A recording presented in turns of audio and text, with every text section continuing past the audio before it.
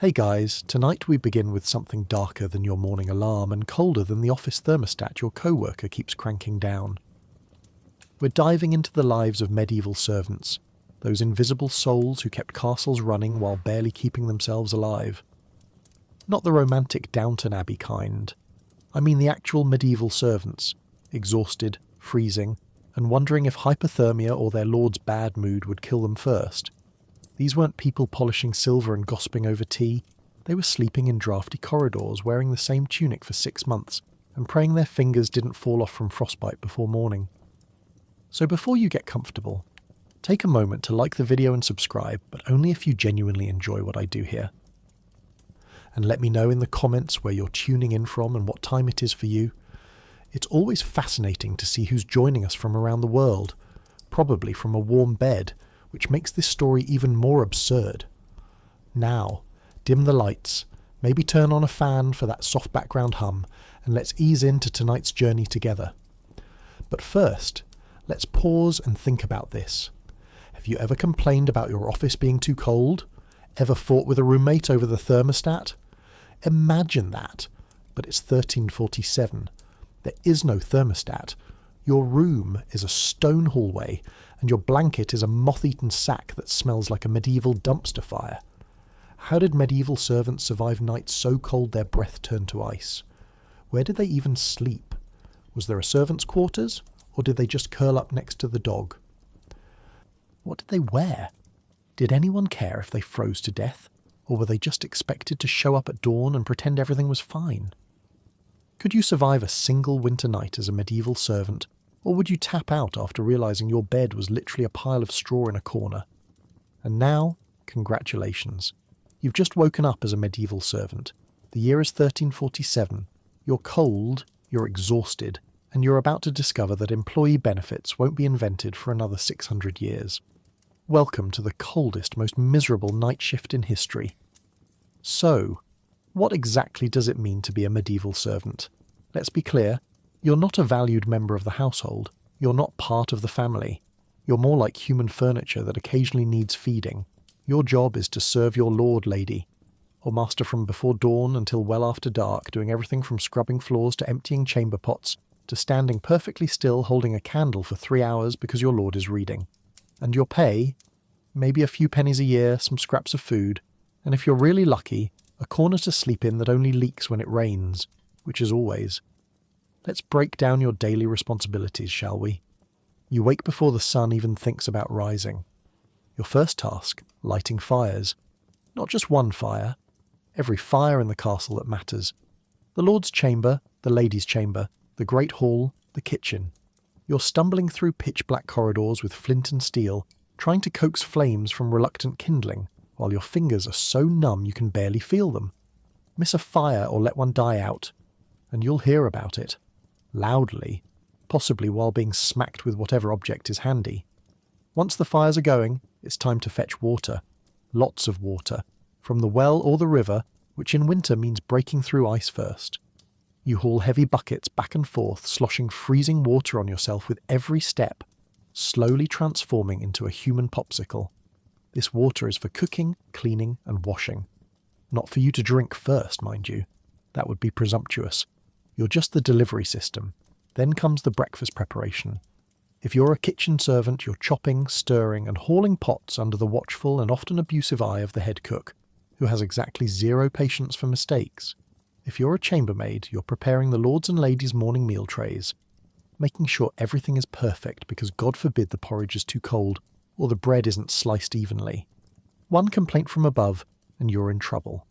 Throughout the day, you're basically a medieval multitasker, except instead of checking emails and taking calls, you're scrubbing stone floors with freezing water and sand, emptying chamber pots full of nightmares, beating dust out of tapestries, hauling more firewood, turning mattresses, cleaning out fireplaces while they're still warm because timing is never in your favour, and running errands that involve climbing approximately 4,000 stone stairs. Oh, and you're also expected to be invisible. Not literally though, that would make things easier. You're supposed to blend into the background, never making eye contact, never speaking unless spoken to, anticipating needs before they're voiced like some kind of medieval mind reader. You're there to serve. not to exist as a full human being with thoughts, feelings, or the audacity to look tired. The hierarchy among servants is brutal. At the top, you've got the steward, who manages the entire household and actually has some authority. He's followed by the chamberlain, who oversees the lord's personal chambers, and the head cook, who rules the kitchen with an iron ladle. These people have private rooms, better food, and a modicum of respect.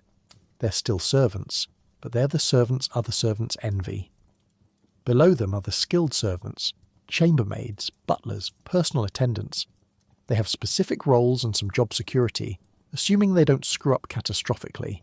Then there's you, probably somewhere in the lower middle range, general servants who do whatever needs doing. You're expendable but useful enough to keep around. At the very bottom are the scullery maids and stable hands. The scullery maid spends her entire existence in the kitchen, scrubbing pots, washing dishes, and being blamed for everything that goes wrong. It's wet, it's hot in summer and freezing in winter, and the head cook treats her like a particularly disappointing vegetable. The stable hands live with the horses, which honestly might be an upgrade because at least horses don't yell at you in French. Your schedule is dictated entirely by the needs of your betters. There's no clocking out, no weekends, no concept of work-life balance because your entire life is work. You work until the work is done, and the work is never done. Even at night, you're on call. The Lord needs more wine at midnight. That's you stumbling down to the cellar. The lady can't sleep and wants someone to read to her at 2 a.m. Congratulations, you're now a human audiobook, fighting to stay awake while she drifts off peacefully. The clothing situation for servants is, in a word, grim. You're given maybe 1 or 2 basic tunics made from rough, scratchy wool or linen. These are not bespoke garments tailored to your measurements. They're generic servant uniforms that sort of fit if you squint. The colour is usually something practical like brown or grey, perfect for hiding the inevitable stains from your glamorous job duties. You wear the same outfit every single day. You sleep in it. You work in it. You probably got born in something similar, and you'll definitely die in it. Washing these clothes is a major production that requires time you don't have and water you're too busy hauling for other people, so you just don't. You become intimately familiar with your own smell, and it's not great, but everyone else smells too, so it's fine. This is fine. Shoes are a luxury. If you have them, they're simple leather affairs that are falling apart because you walk approximately 17 miles a day on stone floors. More likely you've wrapped your feet in rags and you're just hoping you don't step on anything sharp. Frostbite is a very real concern in winter, and you've probably already lost a toenail or 2 to the cold. It's fine. You didn't need all 10 toes anyway. The psychological weight of being a servant is something nobody talks about but everyone feels. You're constantly reminded of your place in the social hierarchy, which is somewhere between the hunting dogs and the furniture. You have no autonomy, no freedom, no ability to say no when given an order. You can't quit. Where would you go? What would you do? Most servants are bound by contracts or by sheer economic necessity. Leaving means starvation, or worse. You're also acutely aware that your comfort, your health, even your life, matters less than the Lord's mild inconvenience. If staying up all night to tend a fire means the Lord sleeps well, then you don't sleep. If standing in the freezing cold for hours means the lady has someone to hold her packages while she shops, then you freeze. Your suffering is simply the cost of their comfort, and that's just how the medieval world works. But here's the thing, you endure, you have to. Because the alternative is worse. You develop a dark sense of humour shared with your fellow servants. You learn to steal tiny moments of warmth, food, or rest whenever possible. You become an expert at looking busy while actually taking a micro break. You survive through small rebellions and the grim satisfaction of knowing that, at the very least, you're tougher than the nobles who would collapse after doing your job for a single day. So yes, being a medieval servant means being cold, exhausted, underpaid, and underappreciated. It means your value is measured entirely by your usefulness. It means working until your body gives out and hoping someone younger doesn't come along to replace you. It's not a job, it's an existence. And somehow, against all odds, you make it through another day. You'd think working inside a grand castle would be an upgrade from peasant life. You'd be wrong. Castles were built for defence, not comfort. Those thick stone walls that kept invaders out also kept warmth from staying in. The hallways were wind tunnels, the floors were freezing stone, and those romantic fireplaces you see in movies? Most servants never got near them. The fire was for the Lord's family and maybe a few high-ranking servants. You, meanwhile, got to shiver in the drafty service corridors, wondering if your toes were still attached. Let's start with the architecture, which was designed by someone who clearly had a personal vendetta against human comfort. Castle walls are typically 3 to 10 feet thick, made of solid stone. Great for stopping arrows and battering rams, terrible for insulation. Stone absorbs cold and radiates it back at you with the enthusiasm of a vengeful ice demon. In winter, touching a castle wall with your bare hand is like licking a frozen flagpole. You learn this lesson exactly once. The floors are even worse. Smooth stone, sometimes covered with rushes if you're lucky, but mostly just bare rock that sucks the warmth right out of your feet and sends it directly to whatever cold hell exists beneath the castle. You're walking on what is essentially a giant ice pack all winter long. Your feet go numb by mid-morning and stay that way until spring. You stop feeling your toes sometime around December and just hope they're still there when the weather warms up. Windows, those lovely sources of light and fresh air, are basically decorative holes that invite the wind to come inside and make itself at home. Most castle windows don't have glass because glass is expensive and reserved for churches and the very wealthy. Instead, you get wooden shutters that can be closed to keep out some of the wind, but then you're working in total darkness. So the shutters stay open and the wind howls through, turning every corridor into a wind tunnel that would make an aerodynamics engineer weep with joy, and you weep with misery. The doorways are just as bad. Medieval doors don't seal properly. There are gaps around the edges, under the bottom, sometimes through the middle, where the wood has warped. Cold air streams through these gaps like water through a sieve. You can feel the draft from 10 feet away, and because you're constantly opening and closing doors as part of your servant duties, you're basically giving the cold a personal escort through the castle. Now let's talk about the layout. Castles are deliberately confusing, with corridors that twist and turn, stairs that spiral in odd directions, and rooms that connect in ways that make no logical sense. This was intentional, designed to confuse invaders. Unfortunately, it also confuses you, especially when you're stumbling through the dark at 4 a.m, trying to deliver firewood without waking anyone. You've worked here for 3 years and you still occasionally get lost. The castle is a labyrinth, and you're the mouse. Except there's no cheese at the end, just more work. The service corridors, where you spend most of your time, are the worst parts of the castle. These are the narrow, low-ceilinged passages that run behind and between the main rooms, designed so servants can move around without being seen by the nobility. They're like the castle's circulatory system, except instead of blood, they're pumping freezing air and human misery. These corridors are never heated. They're considered utilitarian spaces, not living spaces, despite the fact that you practically live in them. The lighting in these service areas is basically non-existent. The main halls might have torches or candles, but your corridors? Maybe one rushlight if you're lucky, more often just whatever dim light filters in from elsewhere. You navigate mostly by memory and touch, running your hand along the cold stone wall, counting doorways, hoping you don't trip over something or someone. It's like working in a cave system, except caves are sometimes warmer. The Great Hall, where the Lord and his family spend their time, is the only room that even attempts to be comfortable. It has a massive fireplace, sometimes two, roaring away with enough fuel to heat a small village. The walls are covered with tapestries that provide a tiny bit of insulation. There might even be carpets on the floor. It's practically tropical compared to the rest of the castle, and you're not allowed to enjoy any of it. Oh, you're allowed in the Great Hall, but only to work. You stand against the wall holding a pitcher of wine for 2 hours, so close to the fire you can smell the wood smoke, feel the blessed warmth radiating toward you. But you can't move closer. You can't sit down.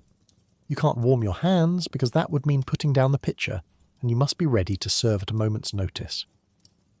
It's like being shown paradise and told you can look but never touch. Medieval torture at its finest. The kitchen is the only other warm room in the castle, and it's warm because it's essentially hell. There are fires going constantly for cooking, making it hot, smoky and loud. The head cook is screaming at someone. Pots are boiling over. The scullery maid is having a breakdown in the corner. If you're not assigned to the kitchen, You're not welcome to linger, but you try anyway, sneaking in to check on something or deliver a message just to steal 30 seconds of warmth before someone yells at you to get out. The sleeping quarters for the Lord's family are off limits to most servants except chambermaids and personal attendants. These rooms actually have fireplaces, curtained beds to trap warmth, and enough blankets and furs to build a small fort. The Lord complains he's chilly while buried under 5 layers of goose down. You're in the corridor outside his door, freezing in your single tunic, and you're supposed to be sympathetic to his suffering. The irony is not lost on you, but you keep your face neutral because laughing at the nobility is a fast track to unemployment or worse. The storerooms and cellars are frigid zones. These underground spaces are intentionally kept cold to preserve food, which makes perfect sense until you're the one sent down there to fetch supplies. The air down there is so cold it burns your lungs. Your breath comes out in huge clouds. The dampness seeps into your clothes and bones. You grab what you need and get out as fast as possible, but you're chilled for hours afterward. Even the chapel, where everyone gathers for daily prayers, is absolutely freezing. Stone walls, stone floors, high ceilings that all the heat rises into and disappears. You kneel on the cold stone for what feels like hours, while the priest drones on, and you pray for warmth almost as fervently as you pray for salvation. Your knees ache, your back hurts. You're pretty sure God wouldn't want you to suffer like this, but apparently the church disagrees. The bathhouse, if the castle even has one, is used maybe twice a year by the nobility and never by you. It takes an enormous amount of labour to heat enough water for a bath. Servants haul wood, haul water, tend fires, and then drain and clean everything afterward. The nobles get to soak in warm water for 30 blissful minutes. You get to be soaking wet and freezing for 3 hours. It's like being paid to make yourself miserable. Here's the ultimate cruel joke about castle life. Castles were built to withstand sieges, which means they were designed to keep people trapped inside for months at a time. Thick walls, limited entrances, defendable positions, all great for security. But it also means that in winter, you're essentially trapped in a giant stone freezer with no escape. You can't even go outside to warm up because outside is colder. You're imprisoned by architecture and weather, serving people who are only slightly less cold than you are, and somehow expected to smile about it. The castle isn't your workplace. It's your beautiful, historic, absolutely miserable frozen prison. And you can't even quit because where else would you go? At least here you have a roof over your head, even if that roof is made of stone and offers about as much warmth as a glacier. Welcome to castle life. Try not to freeze to death before dinner. Where do medieval servants sleep? The answer is, wherever there's space nobody else wanted. Most servants didn't have bedrooms. They didn't even have beds. You got a pile of straw in a corridor, a corner of the kitchen near the dying embers, or, if you were really lucky, a spot in the stables next to the horses who at least generated a little body heat. Privacy. Never heard of her. Comfort. A distant dream. You'd bed down fully clothed, sometimes in the same spot you'd been working all day, and hope you'd wake up without frostbite decorating your extremities. Let's talk about the straw situation first, because that's your mattress, pillow, and blanket, all rolled into one scratchy, pokey, disappointingly flat package. When it's fresh, straw provides a small amount of cushioning between you and the stone floor. It even smells kind of nice, like a barn, but make it fashion. The problem is that fresh straw doesn't stay fresh. Within a few days, it's been compressed by your body weight into a pancake that offers roughly the same comfort as sleeping directly on the floor. Within a week, it's damp from your breath, your sweat, and whatever moisture is seeping up from the ground. Within 2 weeks, it's started to rot, smell, and attract wildlife. And by wildlife, I mean everything. Fleas are your constant companions, tiny hopping vampires that feast on your blood all night long. You wake up with bites covering your body, itching so badly you want to peel your own skin off. Lice set up permanent residence in your hair and clothes, laying eggs and throwing parties. Mice skitter across your makeshift bed at night, sometimes across your actual face, which is exactly as pleasant as it sounds. Occasionally a rat stops by to see what's happening. You learn to sleep very, very still. The hierarchy of sleeping arrangements is brutal, and reveals exactly where you stand in the servant pecking order. The steward, the highest-ranking servant, might actually have a small private room. It's still cold and barely furnished, but it has a door. an actual door that closes. This is luxury beyond measure. He probably has a real bed frame with a proper straw mattress and maybe even a blanket. He's living the dream, relatively speaking. The chamberlain and the head cook come next. They might share a room, but at least it's a room. 4 walls, a door, space for 2 actual beds. They're not sleeping in the hallway like animals. They have dignity. They have privacy. They can change clothes without an audience. The rest of you are insanely jealous, but also too tired to do anything about it. Personal attendants to the lord and lady, like the lady's maid or the lord's valet, often sleep right outside their master's chambers. This sounds prestigious until you realise it means sleeping on the floor in a drafty corridor, waking up every time your lord gets up to pee, and being available literally all night for whatever random need might arise. You're basically a human security blanket, except you're not even allowed to touch them for warmth. Kitchen servants sleep near the kitchen, which is both the best and worst location. Best because the kitchen retains some residual heat from the day's cooking fires. The stones are slightly warmer, the air less arctic. Worst because you're sleeping where you work, so there's no psychological separation between labour and rest. Also, the head cook is right there, probably sleeping 3 feet away, and she's terrifying even when unconscious. You don't snore, you barely breathe, you certainly don't complain. The scullery maid sleeps literally in the scullery, that tiny room off the kitchen where dishes are washed. It's damp, it smells like old food and soap, and she's surrounded by dirty pots waiting for morning. She beds down next to a pile of unwashed dishes because where else is she going to go? This is her domain, her kingdom, her prison. At least it's slightly warmer than the corridors. That's the only positive thing anyone can say about it. Stable hands have it rough, but oddly not the worst. They sleep in the stables with the horses, and horses generate significant body heat. A stable full of large animals in winter is actually warmer than most of the castle. Yes, it smells like horse. Yes, you're sleeping in literal hay that horses have been eating. Yes, there's manure involved, but you're warmish, and in medieval servant life, warmish is basically a 5-star resort. You wake up smelling like a barn, but you wake up alive and with all your fingers and toes intact, so that's a win. The lowest servants, the ones who haven't secured any particular spot, sleep wherever they can find space. A corner of a corridor, under a staircase, in a storage room if it's not locked. You're basically playing musical chairs, except the music never stops and there aren't enough chairs. You stake out a spot early in the evening, claim it with your pile of straw and defend it jealously.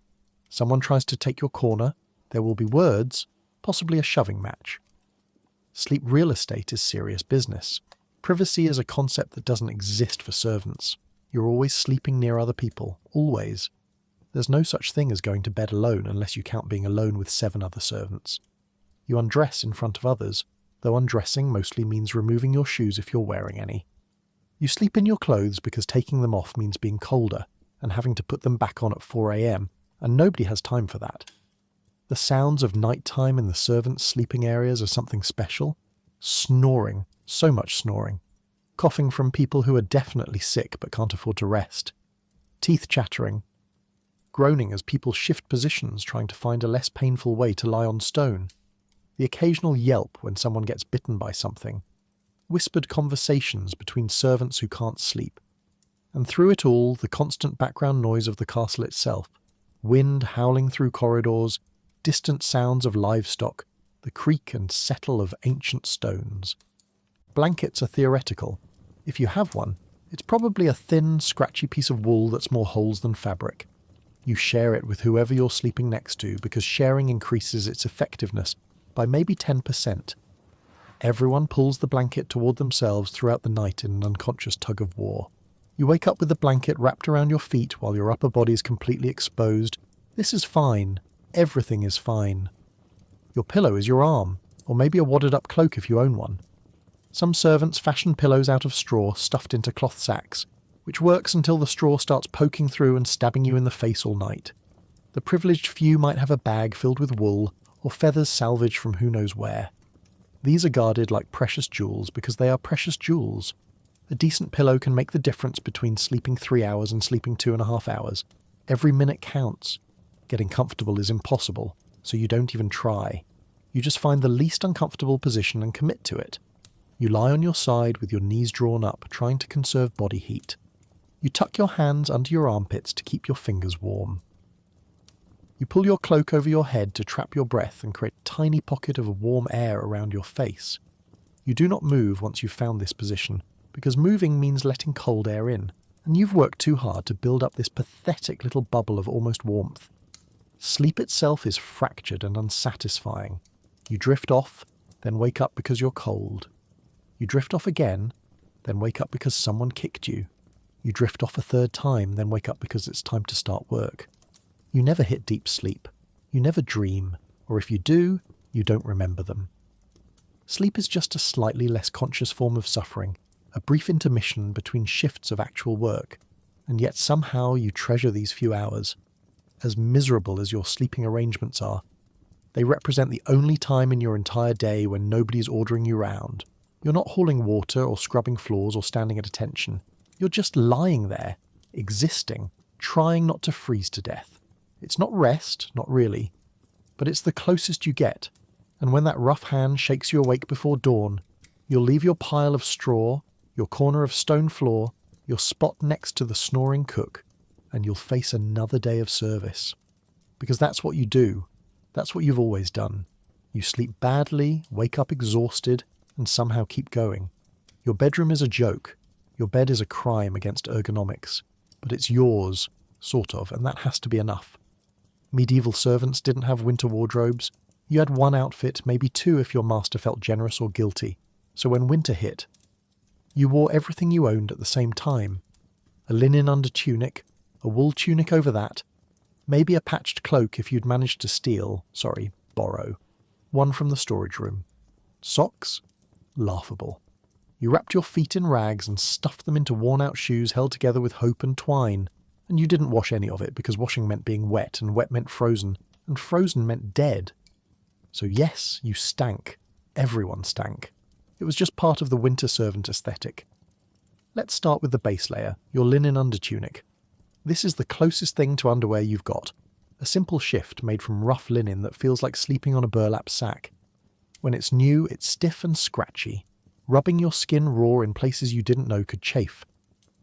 After a few months of constant wear, it softens slightly but also becomes translucent in spots, develops holes, and takes on a permanent yellow-grey colour that has nothing to do with its original shade. This undertunic is supposed to protect your skin from the scratchy wool layer above it. It fails at this job spectacularly. Over the linen goes your wool tunic, the real workhorse of your wardrobe. Medieval wool is not the soft merino you're thinking of. This is thick, coarse, sheep-scented wool that was probably processed by someone who had no idea what they were doing. It's itchy. So itchy. Every movement reminds you that you're wrapped in what is essentially processed animal fur that still contains bits of the original animal. The wool scratches your neck, your wrists, anywhere it touches bare skin. You develop a constant low-level itching that becomes the background noise of your existence. But here's the thing, that itchy wool tunic is also saving your life. Wool retains heat even when wet, which is a crucial feature when you're constantly splashing yourself with freezing water while hauling buckets or washing floors. The lanolin still present in poorly processed wool provides a tiny bit of water resistance, and the thickness of the fabric creates air pockets that trap your body heat. You hate this tunic with a passion, but you also never take it off because taking it off means dying. The fit of your clothing is what we might generously call approximate. Your tunic was made for a generic servant-shaped person, not for your actual body.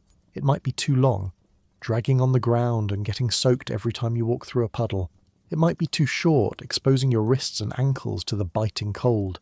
It's almost certainly too wide or too narrow in weird places. You gather the excess fabric with a rope belt, creating lumpy bunches around your waist that make you look like a poorly stuffed sausage. Fashion is not the concern here.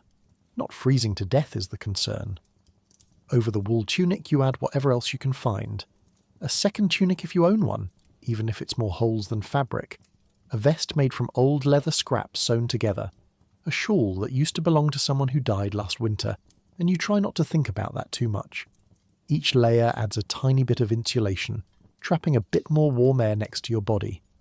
By the time you're fully dressed, you can barely move your arms, but you're marginally warmer, so that's a win. The cloak is the crown jewel of servant winterwear, assuming you're lucky enough to have one. A proper cloak is made from thick wool, ideally felted to make it more water resistant, and it drapes over your entire body like a wearable tent.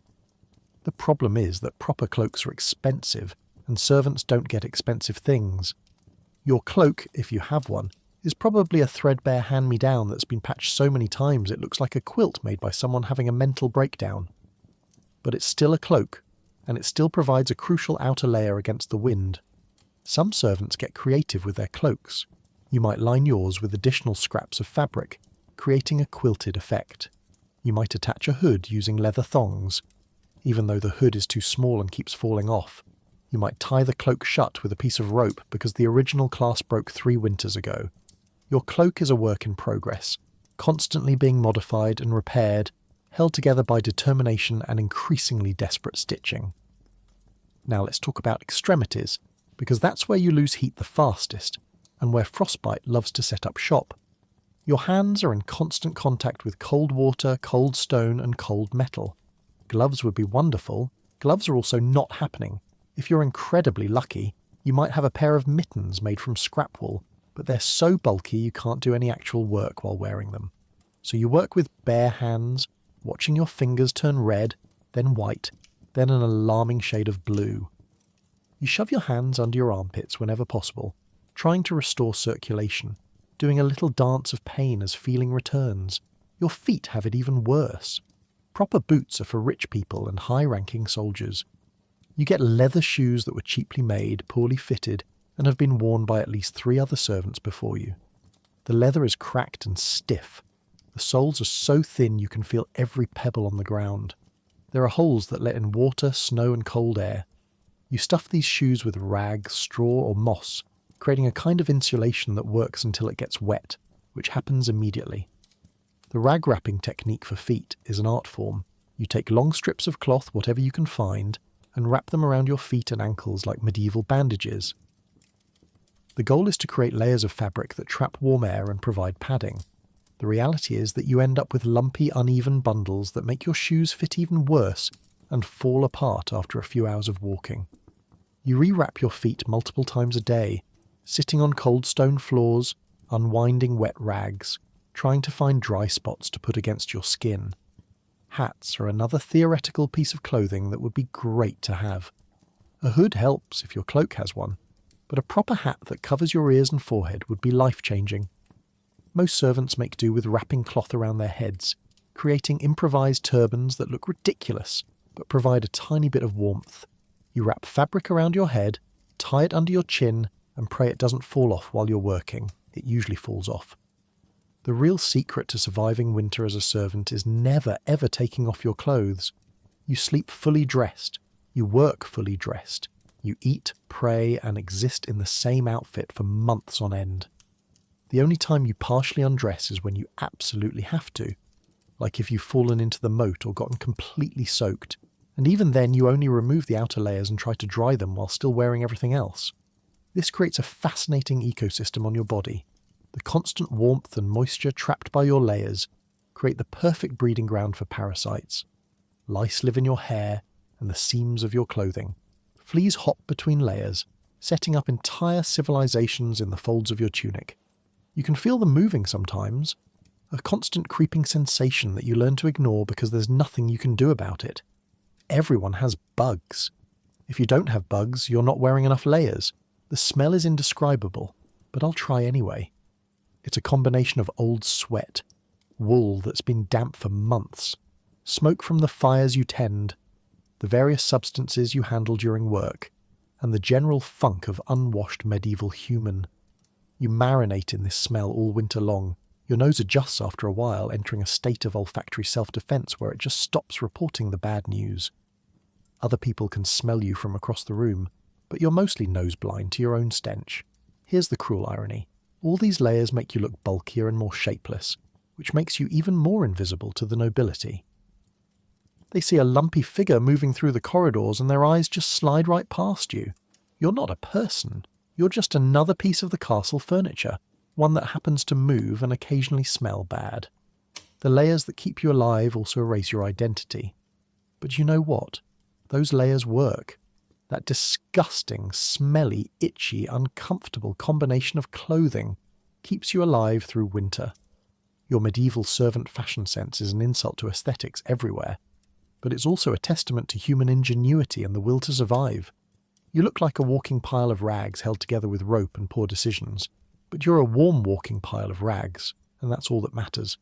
So you shuffle through the castle in your multiple tunics, your sad cloak, your rag-wrapped feet, and your improvised head covering, looking like the least successful burglar in history. And you survive. One scratchy, smelly, uncomfortable layer at a time. The kitchen was the holy grail of warmth in a medieval castle. Fires blazed all day for cooking, and the heat made it almost tolerable. Almost. The problem? Everyone knew this. Kitchen servants guarded their warm posts jealously. If you were a lowly chambermaid or stable hand, you had no business lingering by the hearth. You might steal a few minutes warming your hands while delivering firewood, but then you'd be shooed away like a stray cat. And if you tried to sleep there, forget it. The head cook would chase you out with a wooden spoon and creative threats about what happens to servants who get in the way of breakfast prep. The medieval castle kitchen is not a room, it's an experience. It's a hot, loud, smoky chaos zone where food gets made and tempers get lost. The centerpiece is an enormous fireplace, sometimes big enough to stand inside with multiple fires burning at different intensities for different cooking tasks. One fire for roasting meat on a spit, another for heating cauldrons of soup or stew, another for baking bread. The heat radiating from these fires is intense, almost aggressive. Stand too close and you're sweating. Stand too far away and you're still freezing because medieval kitchens are also drafty stone rooms with poor insulation. The temperature gradient in the kitchen is wild. Within 10 feet you can go from uncomfortably hot to still pretty cold actually. There's a sweet spot about 6 to 8 feet from the main fire where the temperature is almost pleasant. This spot is constantly fought over. Kitchen servants position themselves strategically throughout the day, claiming prime warming real estate and defending it like medieval knights defending a castle wall. Except instead of swords, they use aggressive elbow placement and pointed remarks. The head cook is the undisputed ruler of this warm kingdom, and she does not suffer fools, intruders, or servants who don't belong in her domain. She's usually a woman who's worked her way up from scullery maid, survived decades of kitchen chaos, and developed exactly zero patience for nonsense. She knows every inch of her kitchen, every pot, every knife, every secret warm spot. She has eyes in the back of her head, and can detect an unauthorized servant from across the room. Her wooden spoon is not just for stirring, it's a weapon, and she's not afraid to use it. If you're assigned to the kitchen, congratulations. You've won the servant lottery in terms of warmth. You're working long hours in a hot, exhausting environment, but at least you're not freezing. Kitchen work is brutal, chopping vegetables until your hands cramp, stirring massive pots, hauling water, scrubbing dishes, managing fires, but you're doing it while warm, and that makes it almost bearable. Almost. The downside is you can never escape. The kitchen is your entire world. You work there, eat there, sleep there. The smell of onions and smoke becomes your permanent personal fragrance. The scullery maid has the worst kitchen job, and somehow still has it better than most castle servants. She spends her entire existence washing dishes, pots, and cooking implements in cold water, because hot water is reserved for cooking. Her hands are permanently wrinkled, red, and cracked. She smells like old food and lye soap. But she's in the kitchen, near the fires, and that's worth the pruny fingers and constant harassment from the cook. She beds down each night in the scullery, that tiny room off the main kitchen, surrounded by dirty dishes but also residual warmth. It's grim, but it's warm grim. If you're not a kitchen servant, getting into the kitchen requires strategy and excuses. You volunteer for every errand that involves the kitchen. Oh, the cook needs firewood. I'll take it. You suddenly become very interested in the dinner menu, finding reasons to check on things, deliver messages, or ask questions that require you to physically enter the warm zone. You time these visits carefully, lingering just long enough to thaw your fingers but not so long that you get yelled at. The kitchen servants see through these tactics immediately because they invented them. They know exactly what you're doing. You're heat stealing and they don't appreciate it. They might tolerate your presence for 30 seconds while you deliver firewood or fetch something, But then you're out. Out. The cook doesn't even have to say anything. She just looks at you, and you know it's time to leave before the wooden spoon makes an appearance. Some non-kitchen servants try to befriend kitchen workers, hoping to gain lingering privileges. You might offer to help with some task, thinking you'll earn goodwill and a few extra minutes by the fire. This works occasionally if you're genuinely helpful and don't get in the way, but most of the time, the kitchen staff sees you as another mouth to feed, another body taking up space, another person between them and their precious warmth. Friendships are possible, but they don't automatically grant you kitchen access during peak cold hours. The kitchen also serves as the castle's social hub for servants, at least during brief moments when things slow down. This is where gossip gets exchanged, news gets shared, and alliances get formed. The warmth makes people linger even when they shouldn't, and the cook tolerates short conversations as long as work continues.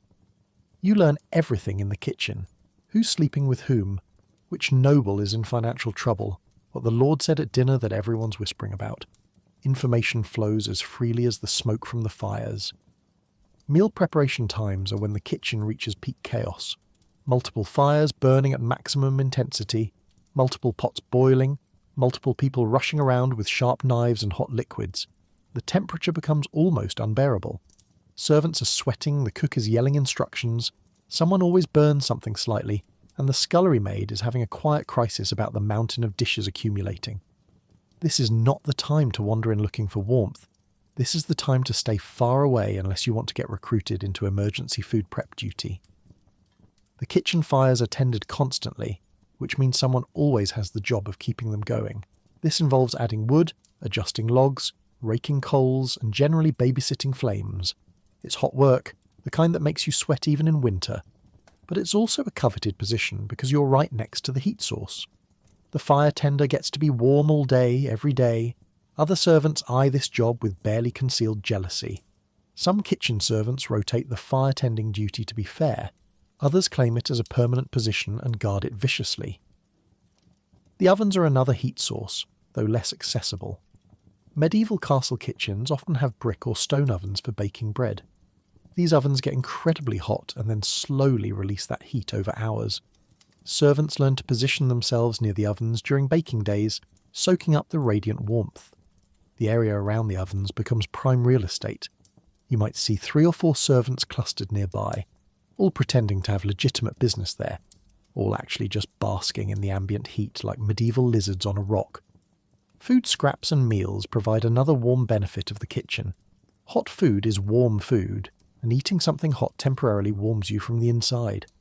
Kitchen servants get first access to food, especially the hot fresh stuff. A bowl of steaming soup, a piece of bread still warm from the oven, these are minor miracles in the frozen castle. Non-kitchen servants get the leftovers after they've cooled, which is still food, but it's not the same as eating something that actually generates heat in your stomach. The smoke in the kitchen is both a blessing and a curse. Medieval kitchens don't have proper ventilation systems. Smoke from the fires fills the room, creating a permanent haze that makes everyone's eyes water and gives everyone a chronic cough. But that smoke also carries heat throughout the room, distributing warmth more evenly than radiant heat alone.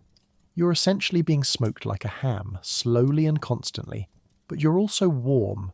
You learn to breathe shallow and avoid the worst smoke clouds while still benefiting from the ambient heat they carry. At night, when cooking is done, and the castle settles into darkness, the kitchen fires are banked but not extinguished. Someone has to keep them alive for morning, which means someone gets to sleep in the warmest room in the castle. This is usually the head cook or a trusted kitchen servant. They bed down near the dying embers, wrapped in whatever blankets they've accumulated, and sleep the sleep of the relatively warm. Everyone else is insanely jealous, but also too afraid of the cook to try anything sneaky. The kitchen represents what every servant craves: warmth, food, and a purpose that comes with tangible benefits. It's not paradise. It's still hard labour in a medieval castle, but it's the closest thing to comfortable that servant life offers. That's why kitchen positions are so sought after and so jealously guarded. That's why unauthorised servants get chased out with wooden spoons. And that's why, on the coldest winter nights, every servant in the castle dreams of waking up next to a roaring kitchen fire, surrounded by the smell of baking bread, finally, blissfully warm. But for most of you, that dream stays a dream. You deliver your firewood, steal your 30 seconds of warmth, and shuffle back to your freezing corridor.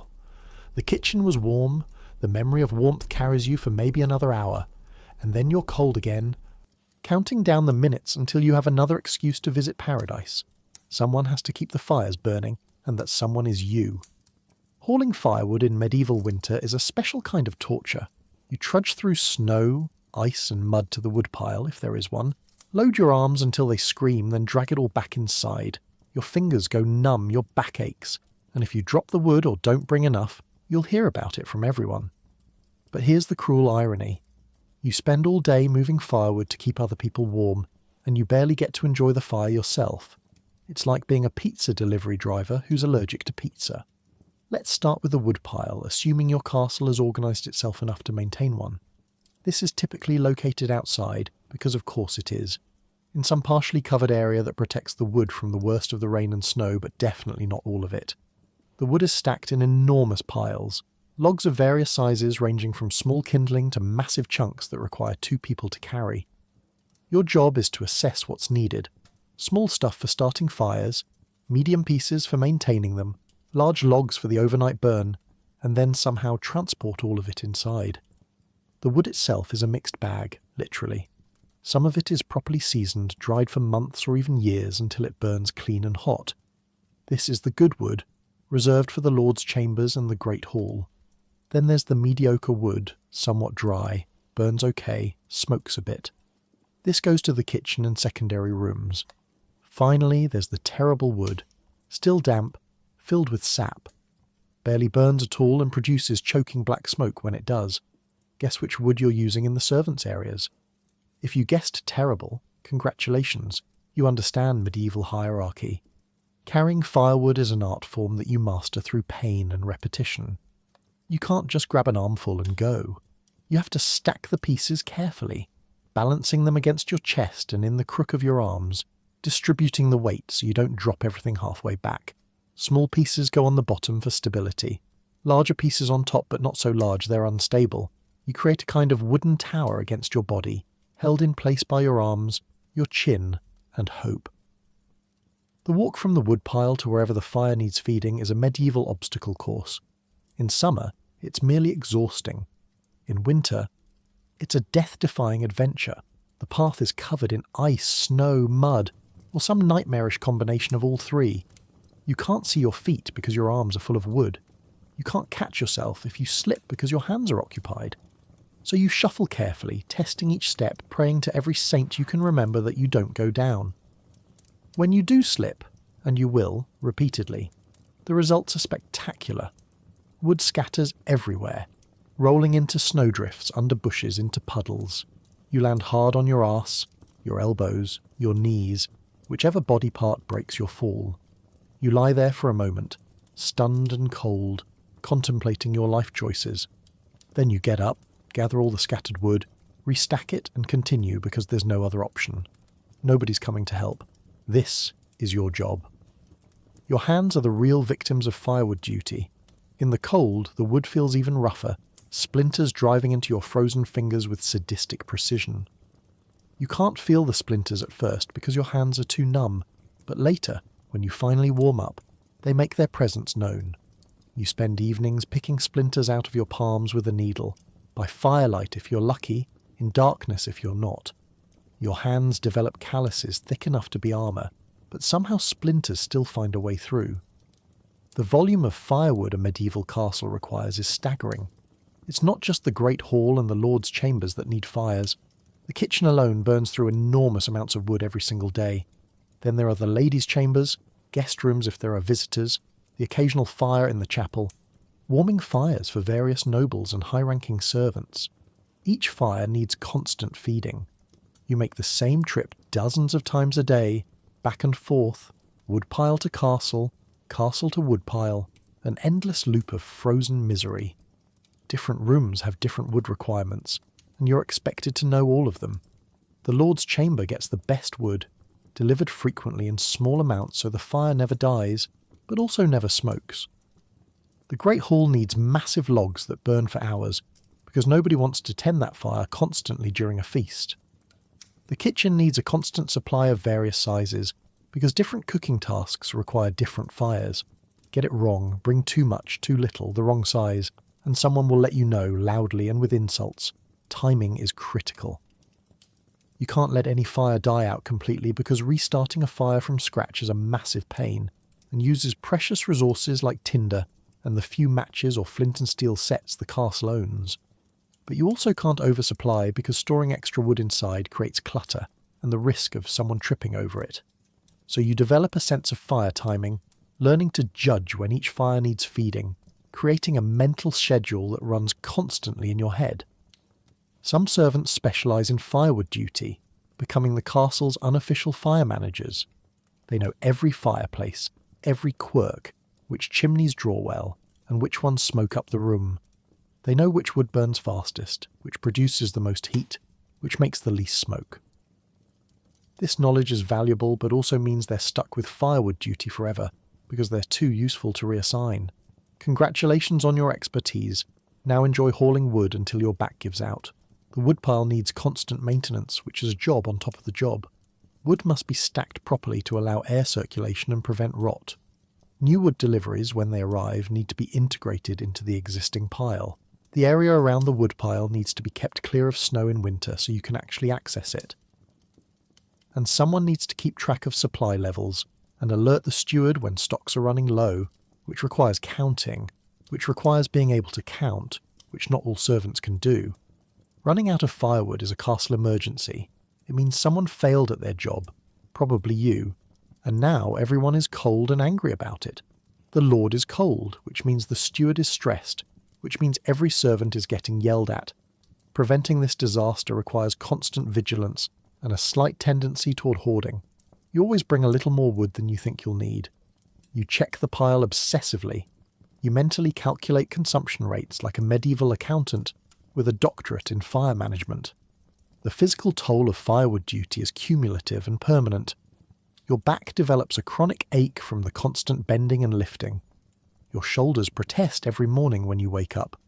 Your hands are scarred, calloused, and permanently stained with wood resin and soot.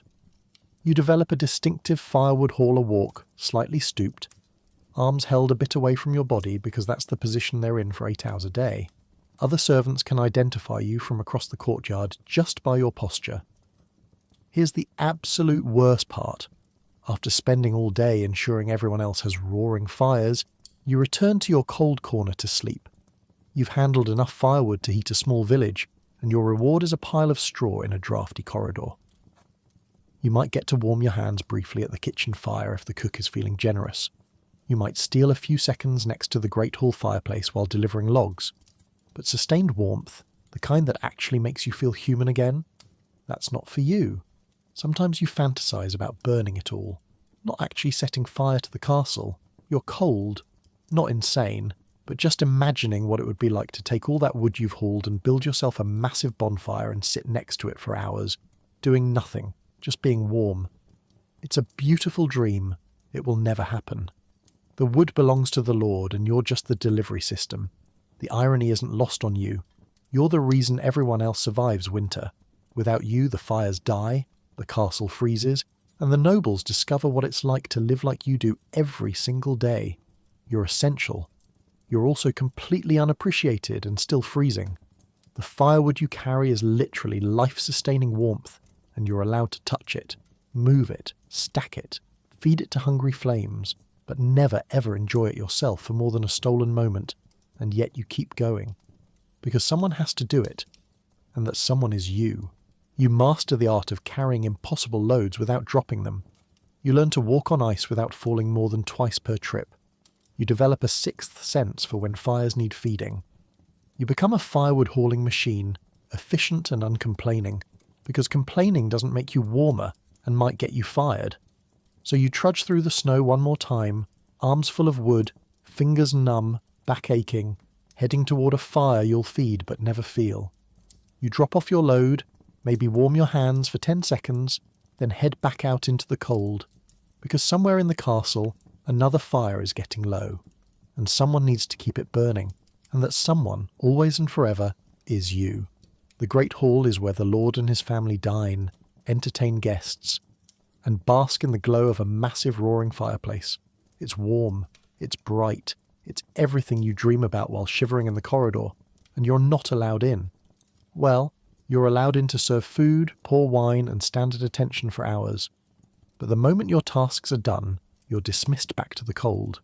You can practically feel the warmth radiating from the hearth as you leave, taunting you, reminding you that comfort is a privilege reserved for people who don't empty chamber pots for a living.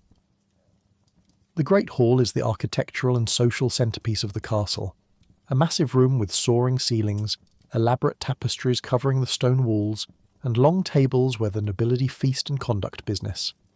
At one end, elevated on a platform, sits the high table, where the lord and lady hold court. At the other end, dominating the space like a small sun, is the fireplace. Not a fireplace, the fireplace. This thing is enormous, big enough to roast an entire ox, which it occasionally does. The flames leap and crackle, throwing heat and light across the entire hall, creating an atmosphere of warmth and prosperity that you, as a servant, can observe but never truly enjoy. When you enter the Great Hall on serving duty, the temperature difference is shocking. You step through the doorway from your freezing corridor, and it's like walking into a different season. The warmth hits your face first, making your frozen skin tingle painfully as blood rushes back to the surface. Your eyes water slightly from the sudden change. For about 30 glorious seconds, you think you might actually thaw out. Then you remember why you're here, and the joy evaporates faster than snow on that magnificent fire you're not allowed near. Your job in the Great Hall is to be invisible furniture. You stand against the wall, typically in the coldest part of the room, farthest from the fire, holding a pitcher of wine or ale, waiting to refill cups the moment they're empty. You're expected to anticipate needs before they're voiced, to move silently, to appear instantly when beckoned and disappear just as quickly when dismissed. Your background scenery, a decoration that occasionally pours beverages, standing at attention for hours is its own special torture. You can't move, you can't sit, you can't lean against the wall because that's disrespectful. You just stand there, perfectly still, holding your pitcher while your legs slowly cramp and your back begins to ache. Meanwhile, 15 feet away, nobles are lounging comfortably in cushioned chairs, warm and fed, complaining that the wine is slightly too cold, or that they're almost uncomfortably warm from the fire. You keep your face neutral. You do not roll your eyes. You definitely don't imagine dumping the wine pitcher on someone's head, no matter how tempting. The fire in the Great Hall is fed constantly by other servants whose entire job is fire maintenance. They have it rough, constantly hauling wood, stoking flames, managing the massive logs, but they're also warm all the time. They work right next to the fire, their faces permanently flushed from the heat, their clothes singed at the edges. You watch them with envy bordering on hatred. They're technically lower in the servant hierarchy, doing grunt work while you're doing the more refined task of serving directly to the nobility. But they're warm, and you're not, so really, who's winning? The heat distribution in the Great Hall is wildly uneven. The area immediately around the fireplace is almost too hot. Nobles sitting near it sometimes complain and have their seats moved back. The middle section of the hall, where most of the dining takes place, is comfortably warm. Then there's your section, along the walls, where the cold stone sucks away any warmth before it can reach you. You're in the same room as a massive fire and you're still cold. It's like being invited to a pool party but having to stand outside the fence watching everyone swim. During feasts, which happened frequently because medieval nobles love showing off their wealth, the Great Hall becomes a sensory overload. The fire roars even higher, fed extra wood to impress guests. Hundreds of candles are lit, adding their small heat contributions to the room. The smell of roasting meat, fresh bread, and spiced wine fills the air. Musicians play in the corner, everyone's laughing, eating, drinking, being merry, and you're standing there, stone-faced, professional, holding your pitcher, watching food you'll never taste being consumed by people who'll probably waste half of it. The nobles eat for hours, courses upon courses of food, each one requiring fresh serving, fresh wine, fresh attention. Your arms ache from holding the pitcher, your feet have gone numb from standing. You've been in this warm room for 3 hours and somehow you're still cold because you're not allowed to move close enough to the fire to actually benefit from it. The warmth you can feel is just enough to remind you what you're missing, like smelling fresh bread when you're starving but not being allowed to eat it. Sometimes nobles acknowledge your presence, usually to criticize. The wine is poured wrong. You're standing in someone's line of sight. You move too loudly. You didn't move fast enough. You're never invisible enough when they want to complain and never visible enough when they need something. You apologize, make the correction, return to your spot. The criticism doesn't come with any offer to let you warm yourself by the fire. That would be absurd. Your staff. Children of nobility, if they're present, are often the worst. They're bored at formal dinners, and servants make excellent targets for their amusement. They might deliberately spill things to watch you clean them up. They might ask for ridiculous requests, water that's neither too hot nor too cold, delivered immediately, just to see you scramble. They might mock your appearance, your clothes, your smell. And you can't respond. You smile tightly, fulfill the request, and return to your position. The fire crackles merrily behind them, completely indifferent to your suffering. Guest nobles sometimes take interest in the servants, but rarely in a good way. They might comment to your lord about the quality of service, critiquing your performance like you're not standing right there.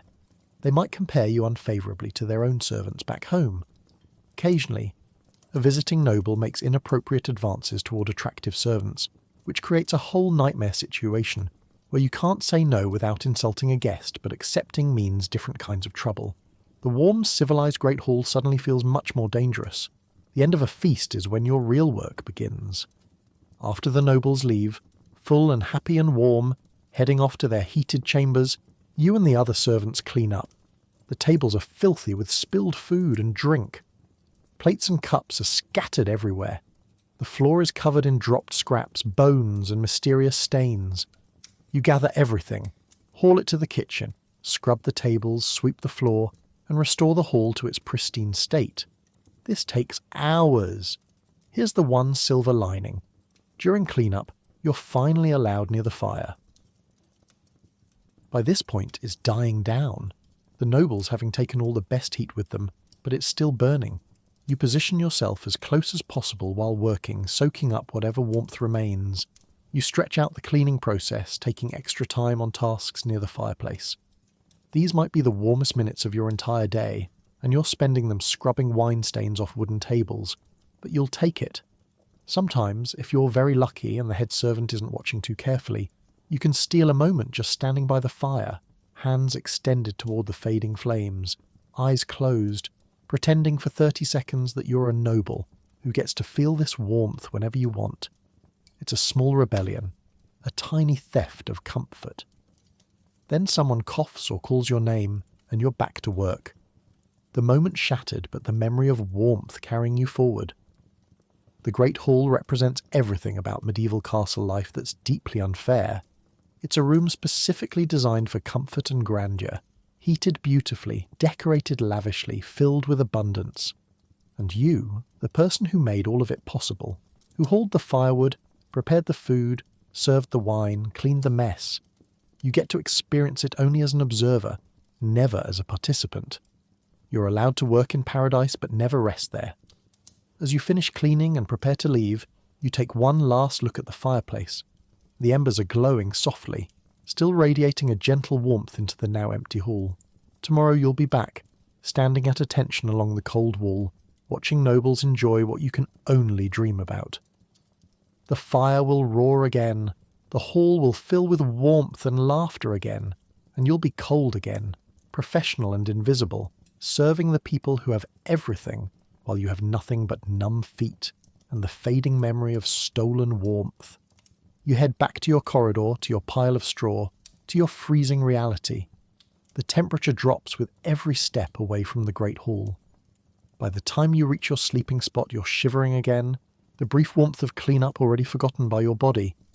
You lie down, curl up, and try to sleep while dreaming of fireplaces you're not allowed to enjoy. The Great Hall exists in your mind as a kind of heaven, beautiful and warm and forever just out of reach. And tomorrow you'll walk through its doors again, serve again, freeze again, and leave again, caught in an endless loop of tantalization and denial. Because that's what it means to be a medieval servant. You create comfort for others while living in misery yourself. You maintain paradise without ever being allowed to stay. When night falls and you're left to fend for yourself in the cold, You quickly learn that other servants are your best chance at survival. Forget dignity. Forget personal space. You huddle together like penguins, piling into whatever corner offers the least wind. Bodies press close, sharing whatever warmth can be scraped together. It's awkward. It smells terrible. Someone always snores, but it works. Medieval servants invented the human heating system long before central heating, and honestly, it's kind of impressive. You'd never admit it, but you're secretly grateful for Gerald's body heat, even though he hasn't bathed since October. The physics of human huddling is surprisingly sophisticated once you break it down. Each person generates heat through basic metabolic processes. You're essentially a biological furnace burning calories to stay alive. The problem is that you're also constantly losing heat to the environment through radiation, convection, and conduction. When you huddle with other servants, you reduce the surface area exposed to cold air while increasing the shared warm air trapped between bodies. It's like creating a human blanket fort, except the fort is made of desperate people, and the blanket is communal body odour. There's a definite hierarchy to huddling positions. The middle of the pile is premium real estate surrounded on all sides by warm bodies, protected from drafts, experiencing maximum heat retention. This spot typically goes to the younger servants, the sick, or occasionally someone who's earned it through sheer persistence or strategic friendships. Getting into the middle position is like winning the medieval lottery. You'll sleep better, wake up with fewer aches, and possibly still have feeling in your toes come morning. The edges of the huddle are significantly less desirable. You're the windbreak for everyone else, exposed to the cold air, losing heat faster than you can generate it. One side of your body presses against warm humans, the other side faces the freezing void. You spend the night in a constant state of conflict, grateful for the warmth on one side, suffering from the cold on the other. People on the edges shift constantly, trying to turn their cold side inward, creating a slow rotation like a human rotisserie. The absolute worst position is being on the outer edge with your back to the wall. The stone wall sucks heat out of your body like a vampire with a particular interest in thermal energy. It's so cold it hurts. You can feel the chill radiating through your layers of clothing, through your skin, into your very bones. People avoid the wall position if possible, but someone has to be there. And if you're new, unpopular, or just unlucky in the nightly scramble for position, that someone is you. Claiming your spot in the nightly huddle requires timing and strategy. You can't show up too early because you'll be lying there alone in the cold, waiting for others. But you can't show up too late because all the good positions will be taken, and you'll end up on the edge or, heaven forbid, touching the wall. The optimal arrival time is right when the first few servants are settling in, early enough to negotiate your position, but late enough that you're not waiting long. This timing becomes instinctive after a few weeks of practice. The social dynamics of huddling are complex and often unspoken. There are alliances and preferences. Some servants always huddle together because they've formed bonds of friendship, or simply because their schedules align. Others are less picky, joining whatever group has space. There's usually one person nobody wants to huddle with. Maybe they're sick and coughing constantly. Maybe they smell worse than average, even by medieval standards. Maybe they're just unpleasant, and they end up on the edge by default, isolated even within the group. Size matters in the huddling economy. Larger servants generate more heat, but also take up more space. They're valuable contributors to the collective warmth, but might push others toward less desirable positions. Smaller servants take up less room, but contribute less heat, though they're often more flexible about squeezing into tight spaces. The ideal huddle has a mix: large heat generators in the middle, smaller servants filling in the gaps, creating maximum coverage with minimum exposed surface area. Communication during huddling is minimal but important. Quiet requests to shift slightly, warnings about someone's elbow digging into your ribs, whispered complaints about the cold. You learn to speak in hushed tones because talking too loudly might attract the attention of a superior, who'll remind you that servants should be sleeping, not socializing. The darkness provides cover for these brief exchanges, small moments of humanity in an otherwise dehumanizing existence. The sounds of a servant huddle at night create their own symphony. Breathing, heavy and rhythmic from some, shallow and quick from others. Snoring, inevitable and unavoidable, ranging from gentle whistles to sounds that could wake the dead. The rustle of clothing as people shift positions, occasional coughs, sniffles, or groans. the crackle of distant fires if you're lucky enough to be near any. These sounds become familiar, almost comforting in their consistency. You learn to sleep through them because you have no choice. Smells are an inescapable part of the huddling experience. Medieval servants don't bathe regularly, water is scarce, soap is expensive, and being wet in winter is dangerous. So everyone brings their own unique bouquet to the huddle. Sweat, smoke, the various substances encountered during work, and the general funk of unwashed human. Mixed together, it creates an aroma that's truly special. Your nose adapts after a few minutes, entering a state of olfactory resignation. This is fine. Everything is fine. At least you're warmish. Body heat isn't the only thing shared during these nightly huddles. Illness spreads rapidly when you're literally breathing on each other all night. Someone comes down with a cough, and within a week, half the servants are hacking. Lice and fleas travel freely between bodies, treating the huddle like an all-you-can-eat buffet with multiple courses. You accept these risks because the alternative, sleeping alone in the cold, is worse. You might get sick, but at least you won't freeze to death. Probably. Trust becomes crucial in huddling situations. You're vulnerable when you sleep, and you're pressed up against people who could rob you, hurt you, or report your complaints to superiors. Most servants develop a code of honour about huddling. What happens in the huddle stays in the huddle. The whispered frustrations about the Lord, the quiet tears from someone who's had an especially brutal day, the small kindnesses of sharing an extra rag to wrap around someone's cold feet. These moments create bonds. You're all suffering together, and that shared misery creates a kind of solidarity. There's usually one servant in each huddling group who takes on an unofficial leadership role, organising the arrangement, mediating disputes about position, ensuring that everyone has at least some access to warmth. This person isn't officially appointed, they just emerge naturally, often someone who's been at the castle longer and understands the dynamics. They might sacrifice their own comfort to help integrate a new servant into the group, or ensure the sick person gets the warmer spot. It's a small kindness in a cruel world. Children servants, and there are always some, get special consideration in the huddle. They're smaller, generate less heat, and are more vulnerable to the cold. Adults instinctively protect them, putting them in the middle, sharing whatever thin blankets exist, making sure they're covered. It's one of the few areas where medieval harshness gives way to human compassion. The kids still suffer, they're still cold, still overworked, still living a brutal existence, but at night, in the huddle, they're protected as much as possible. The morning separation is almost as strategic as the evening formation. You can't all get up at once because you'll disturb everyone. Instead, people peel away gradually as they're needed for various duties.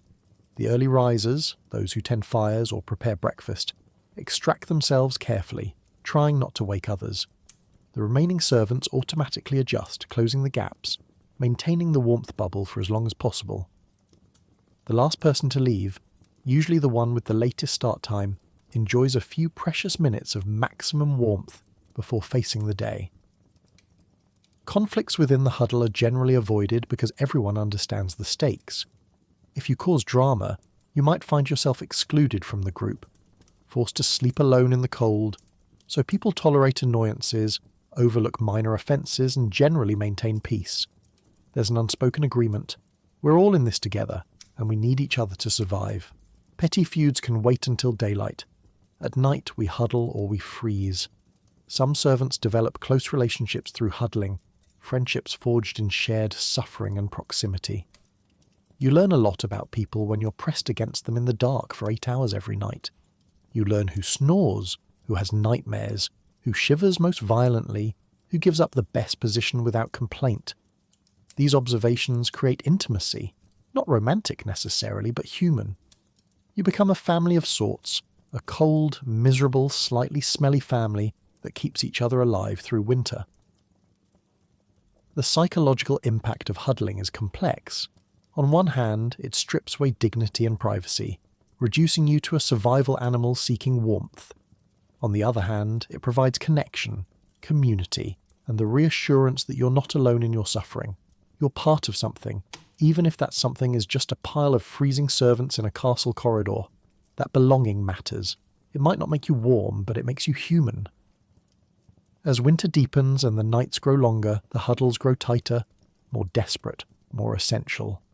Bodies press closer, more servants join, seeking safety in numbers.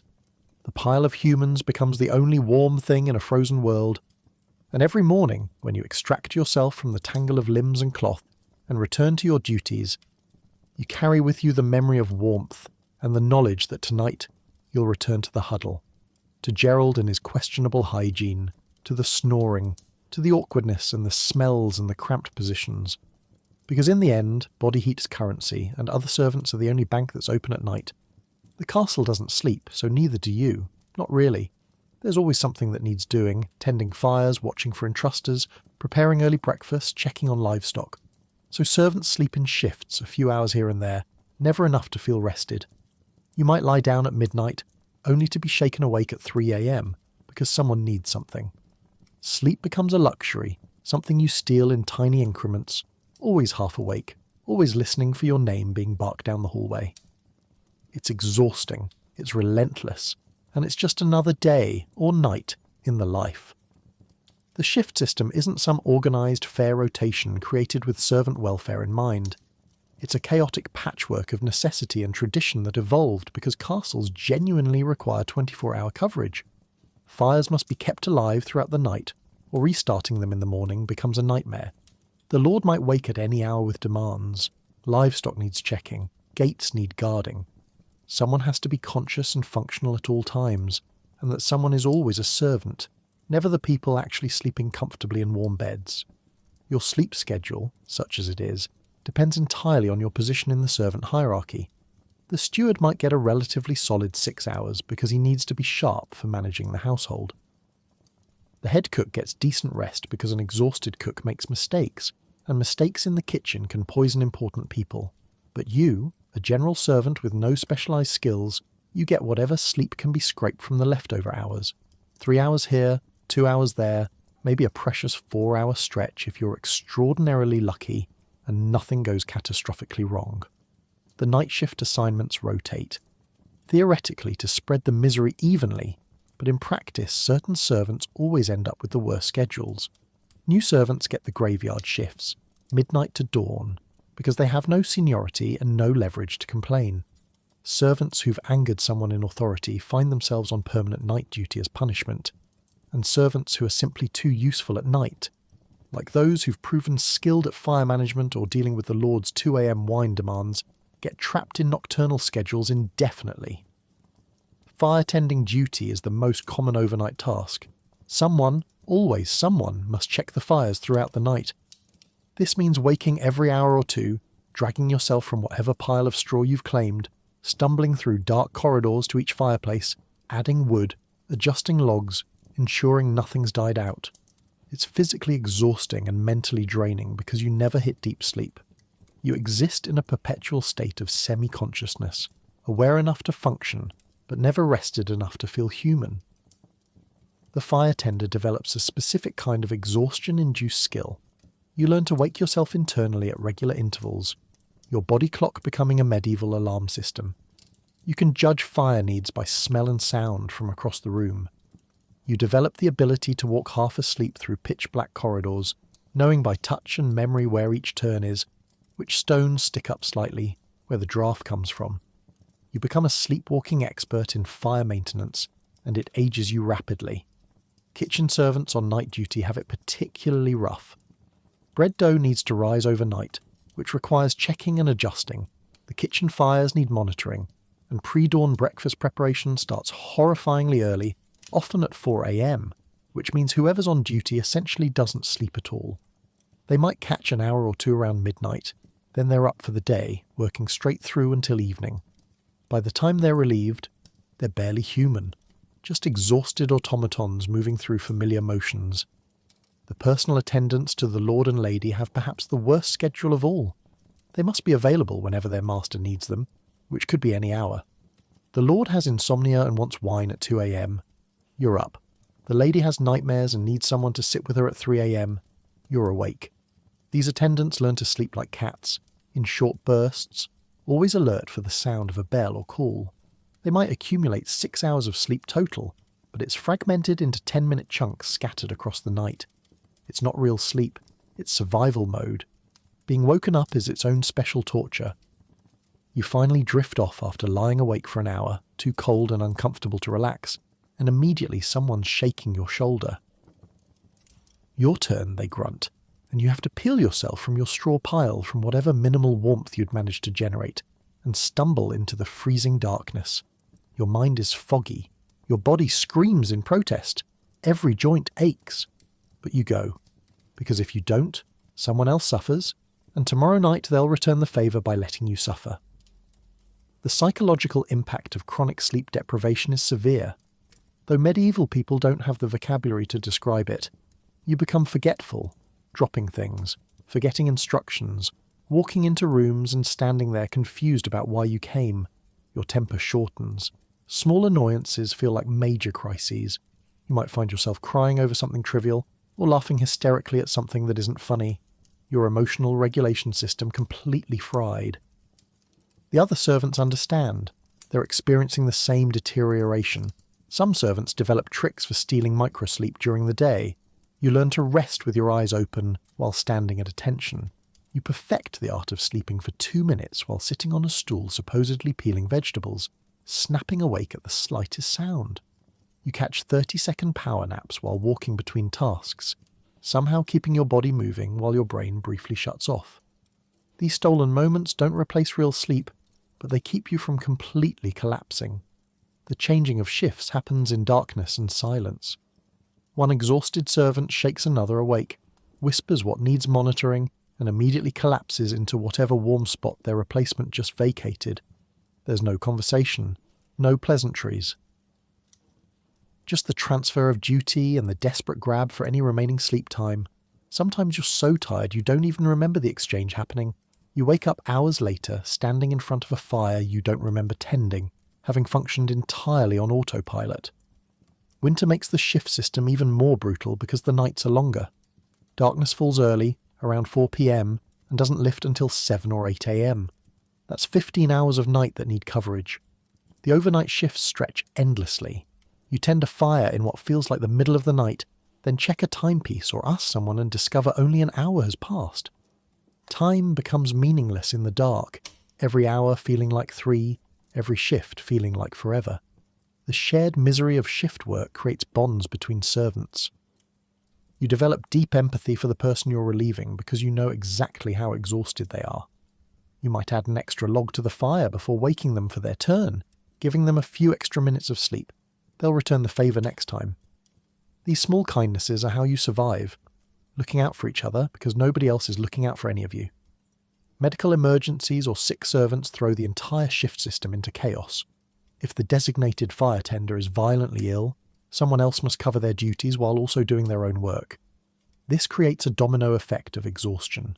Everyone's shift gets longer, everyone's sleep gets shorter, and the sick person feels guilty, adding psychological suffering to their physical illness, knowing they're burdening others even though they literally cannot function. Some servants crack under the sleep deprivation. They might fall asleep on duty, which is a serious offence that can lead to punishment or dismissal. They might make catastrophic mistakes, letting a fire die, missing an important instruction from the Lord, dropping something valuable, or they might simply break down emotionally, sobbing in corners, unable to cope. The other servants cover for them when possible, but there's only so much collective exhaustion can accomplish. The castle's schedule is designed around noble comfort, which means servants work when nobles sleep and continue working when nobles wake. You're up at 4 a.m, preparing fires and breakfast so the Lord can wake to a warm room and hot food at 8 a.m. You're up at midnight because the lady had guests and needs help undressing. You're up at 2 a.m. because the Lord decided he wants a midnight snack. Your schedule bends and twists around their needs, leaving no consistent time for your own rest. Dreams, when they come during these fragmented sleep periods, are often bizarre and disturbing. Sleep deprivation affects REM cycles, creating vivid, sometimes frightening dreams. You might dream of endless corridors, of fires that won't light, of nobles screaming demands you can't fulfill. You wake from these dreams more exhausted than when you fell asleep, your mind having worked through trauma while your body failed to rest. Or worse, you dream of warmth and comfort, then wake to crushing reality. The concept of morning becomes meaningless when you've been awake 3 times during the night. You rise for the day whenever your final shift ends, whether that's 5 a.m. or 7 a.m. or 9 a.m. If you're extraordinarily lucky, there's no consistency, no routine, no ability to adjust because tomorrow's schedule might be completely different. Your body never knows when to expect rest, so it exists in constant stress. Cortisol levels perpetually elevated, survival mode as the default setting. Some servants develop health problems directly related to sleep deprivation. Chronic headaches, digestive issues, weakened immune systems that leave them vulnerable to every illness passing through the castle. They age rapidly, looking 10 years older than they actually are. Their eyes develop permanent dark circles. Their hands shake from exhaustion. But they keep working because stopping means losing their position, and losing their position means starvation. The cruel irony is that all this sacrifice, all this sleeplessness, ensures that the nobles sleep perfectly. Their fires never die, their needs are always met, their comfort is maintained throughout the night. They wake refreshed, well rested, ready to complain about minor inconveniences. Meanwhile, you're stumbling through your duties on 3 hours of fragmented sleep, wondering if you've already completed this task or just dreamed you did, barely remembering your own name. And tonight, it starts again. Another shift rotation, another fractured sleep schedule, another night of being shaken awake at ungodly hours to tend fires for people who'll never know your name. You lie down in your straw, close your eyes, and try to rest while knowing it won't be enough. It's never enough. The castle doesn't sleep, so neither do you. Not really. Not ever. Let's talk about chamber pots. Specifically, about emptying them. In winter, at night, because someone has to, and that someone is you. You creep into the Lord's chamber, trying not to wake anyone, grab the sloshing pot of medieval nightmare fuel, and carry it carefully through freezing hallways to dump it outside. Your hands are numb. The smell is indescribable. And if you slip on the icy stones and spill it, congratulations, you've just ruined your week. This is not a glamorous job. This is not a job anyone brags about. But it's essential and it's yours. Welcome to the bottom of the medieval career ladder. Chamber pots, for those fortunate enough to have never encountered one, are ceramic or metal bowls that serve as indoor toilets. They sit beside beds or in private chambers, allowing nobles to relieve themselves without venturing outside in the cold or navigating dark castle corridors to reach the guardrobe, the medieval toilet that's basically a hole in the wall with a long drop. Chamber pots are a luxury item, a sign that you're important enough to piss indoors and have someone else deal with the consequences. That someone else is you. The timing of chamber pot duty is strategically terrible. You can't empty them while the nobles are awake because that would be indelicate and disturbing.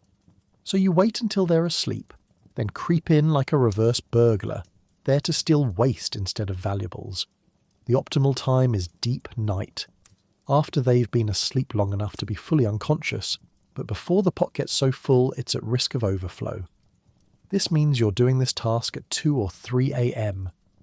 when it's coldest, darkest, and your body is screaming for sleep.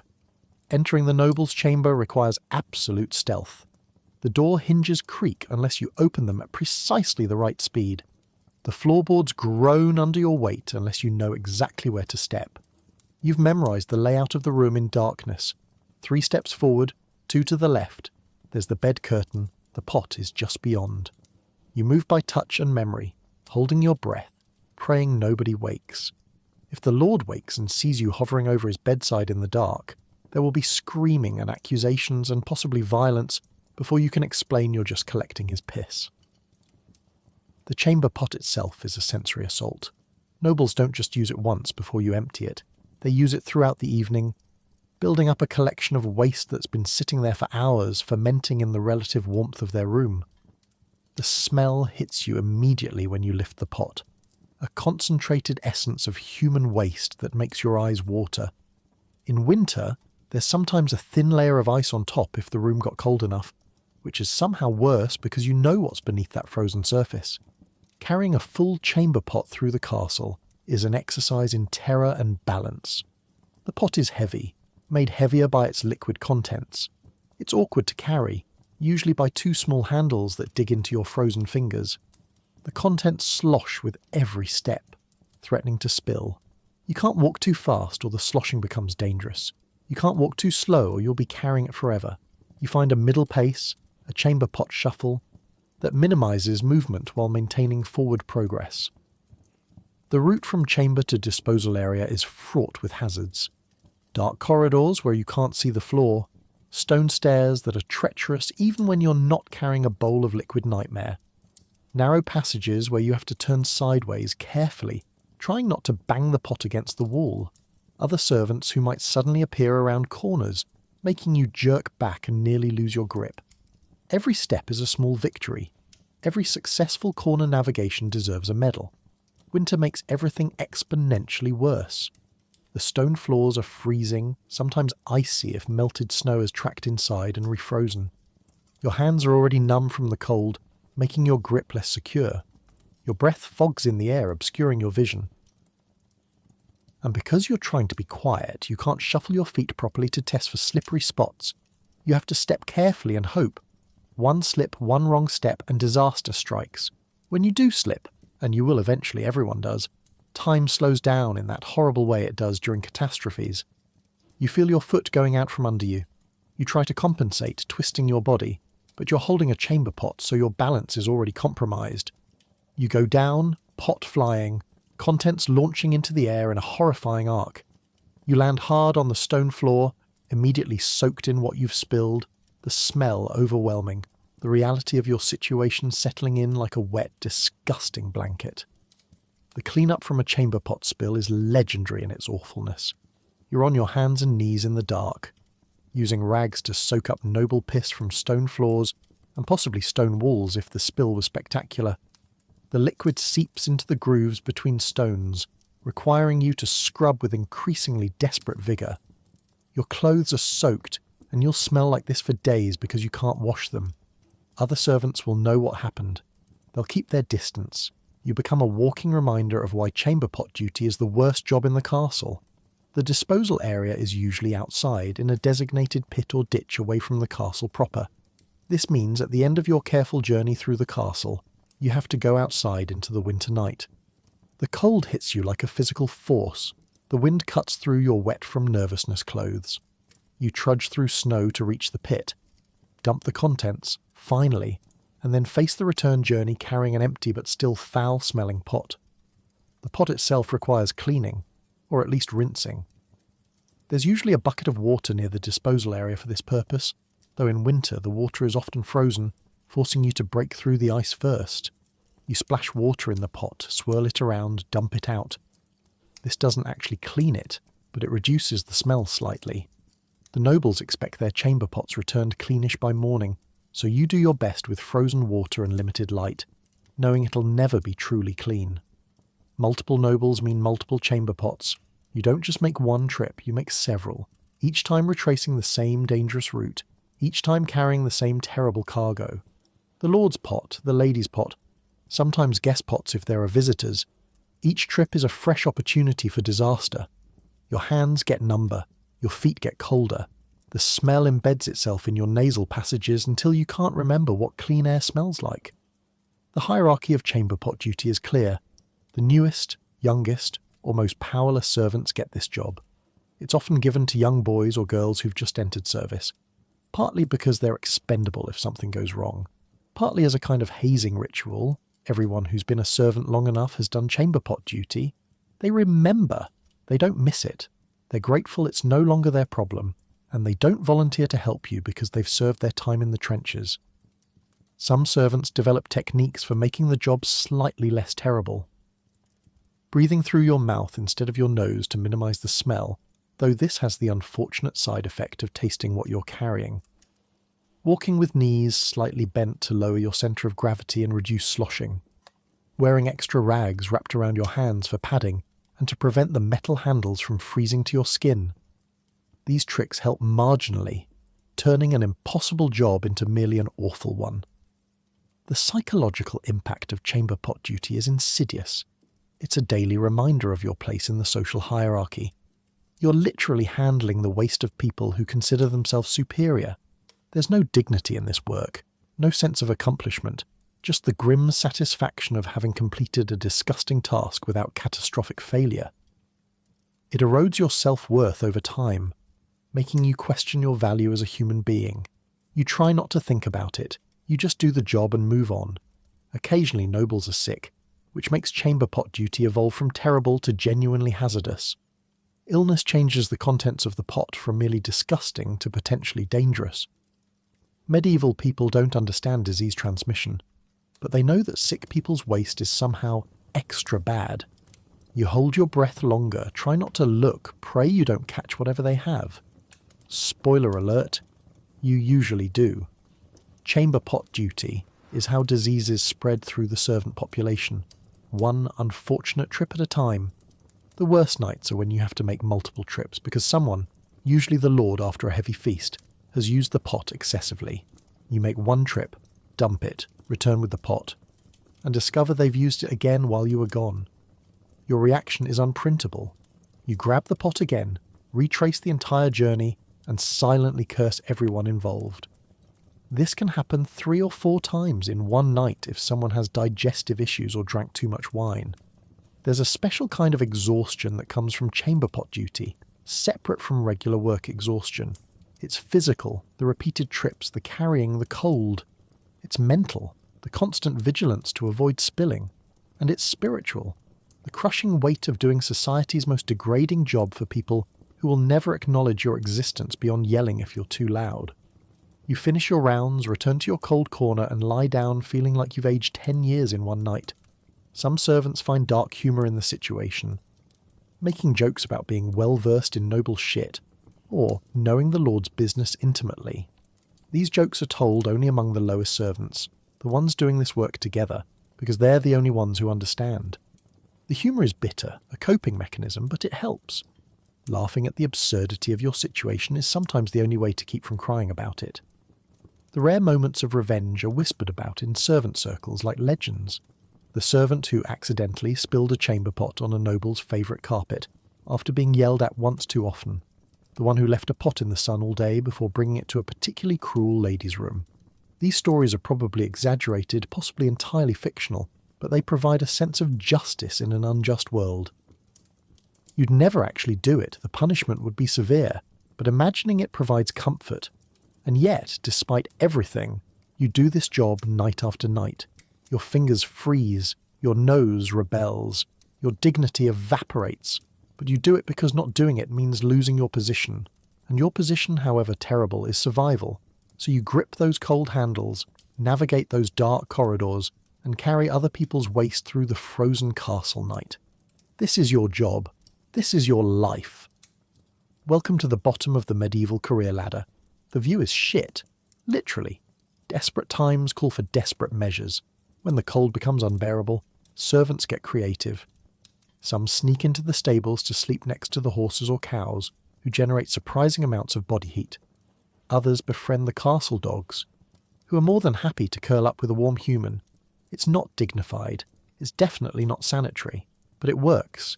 You'd be amazed how much warmth a large dog or a mildly annoyed goat can provide. And honestly, at 3 a.m, when your breath is fogging and your teeth are chattering, you'll take what you can get, even if it means waking up with straw in your hair and a dog licking your face. The stable becomes a surprisingly popular destination for freezing servants, especially those who can't secure a spot in the human huddle, or who've been assigned overnight duties that keep them away from the main servant sleeping areas. The logic is sound. Large animals generate significant body heat through their digestive processes and sheer mass. A horse is basically a mobile furnace that occasionally kicks. The stable, filled with multiple horses, cows or oxen, maintains a temperature several degrees warmer than the rest of the castle. It smells aggressively like animal, but warmth trumps smell every time. Horses are particular favourites for heat-seeking servants. A fully grown horse radiates warmth like a living space heater. You position yourself against the stall wall where the horse is standing, separated by wood but close enough to feel the heat. Some brave or desperate servants actually enter the stall, bedding down in the hay near the horse's legs.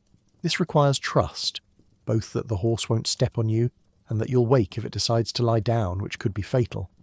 Most horses tolerate this arrangement with sleepy indifference. though some seem to enjoy the company, occasionally lowering their heads to investigate the strange human in their space. Cows are gentler options, but equally warm.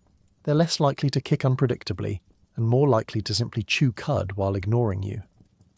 A cow's body heat is steady and reliable, and they often lie down at night, making them excellent warm walls to lean against.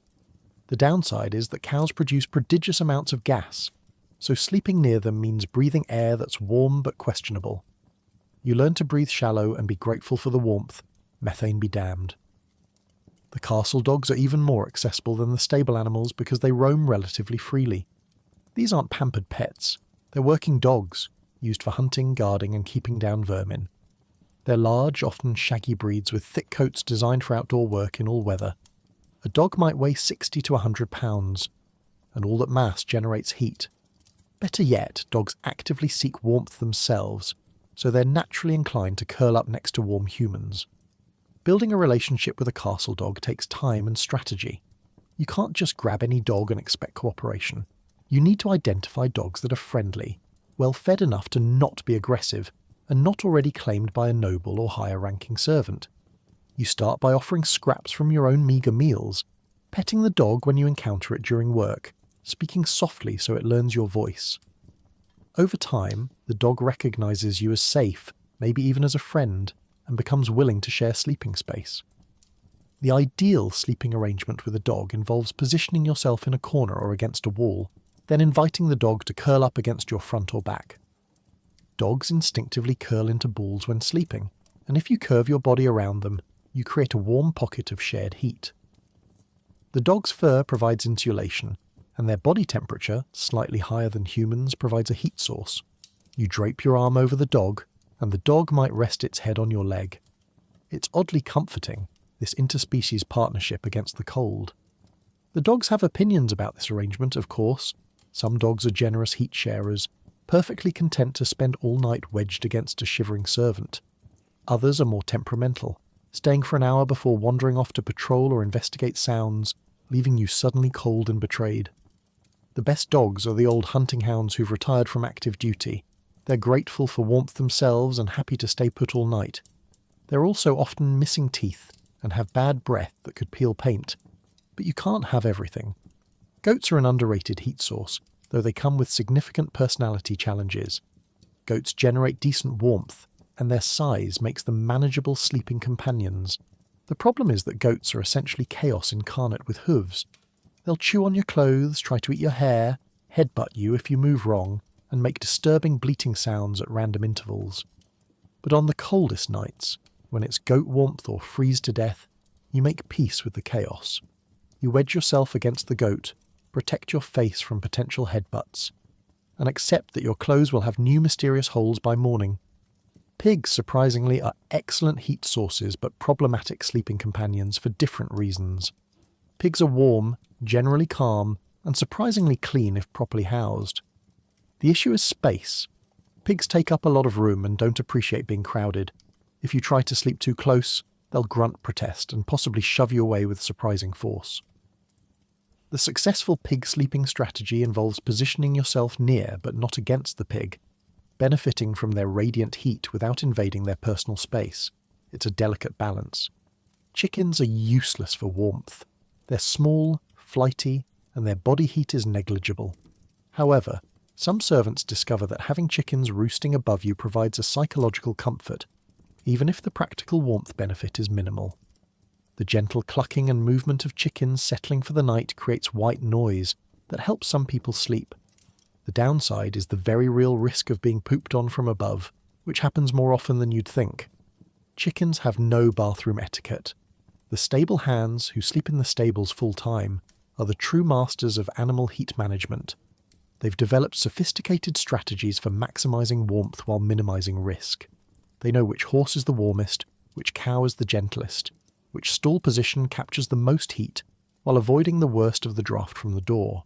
They create sleeping nest of hay positioned strategically between animals, creating a warm corridor where heat from multiple sources combines.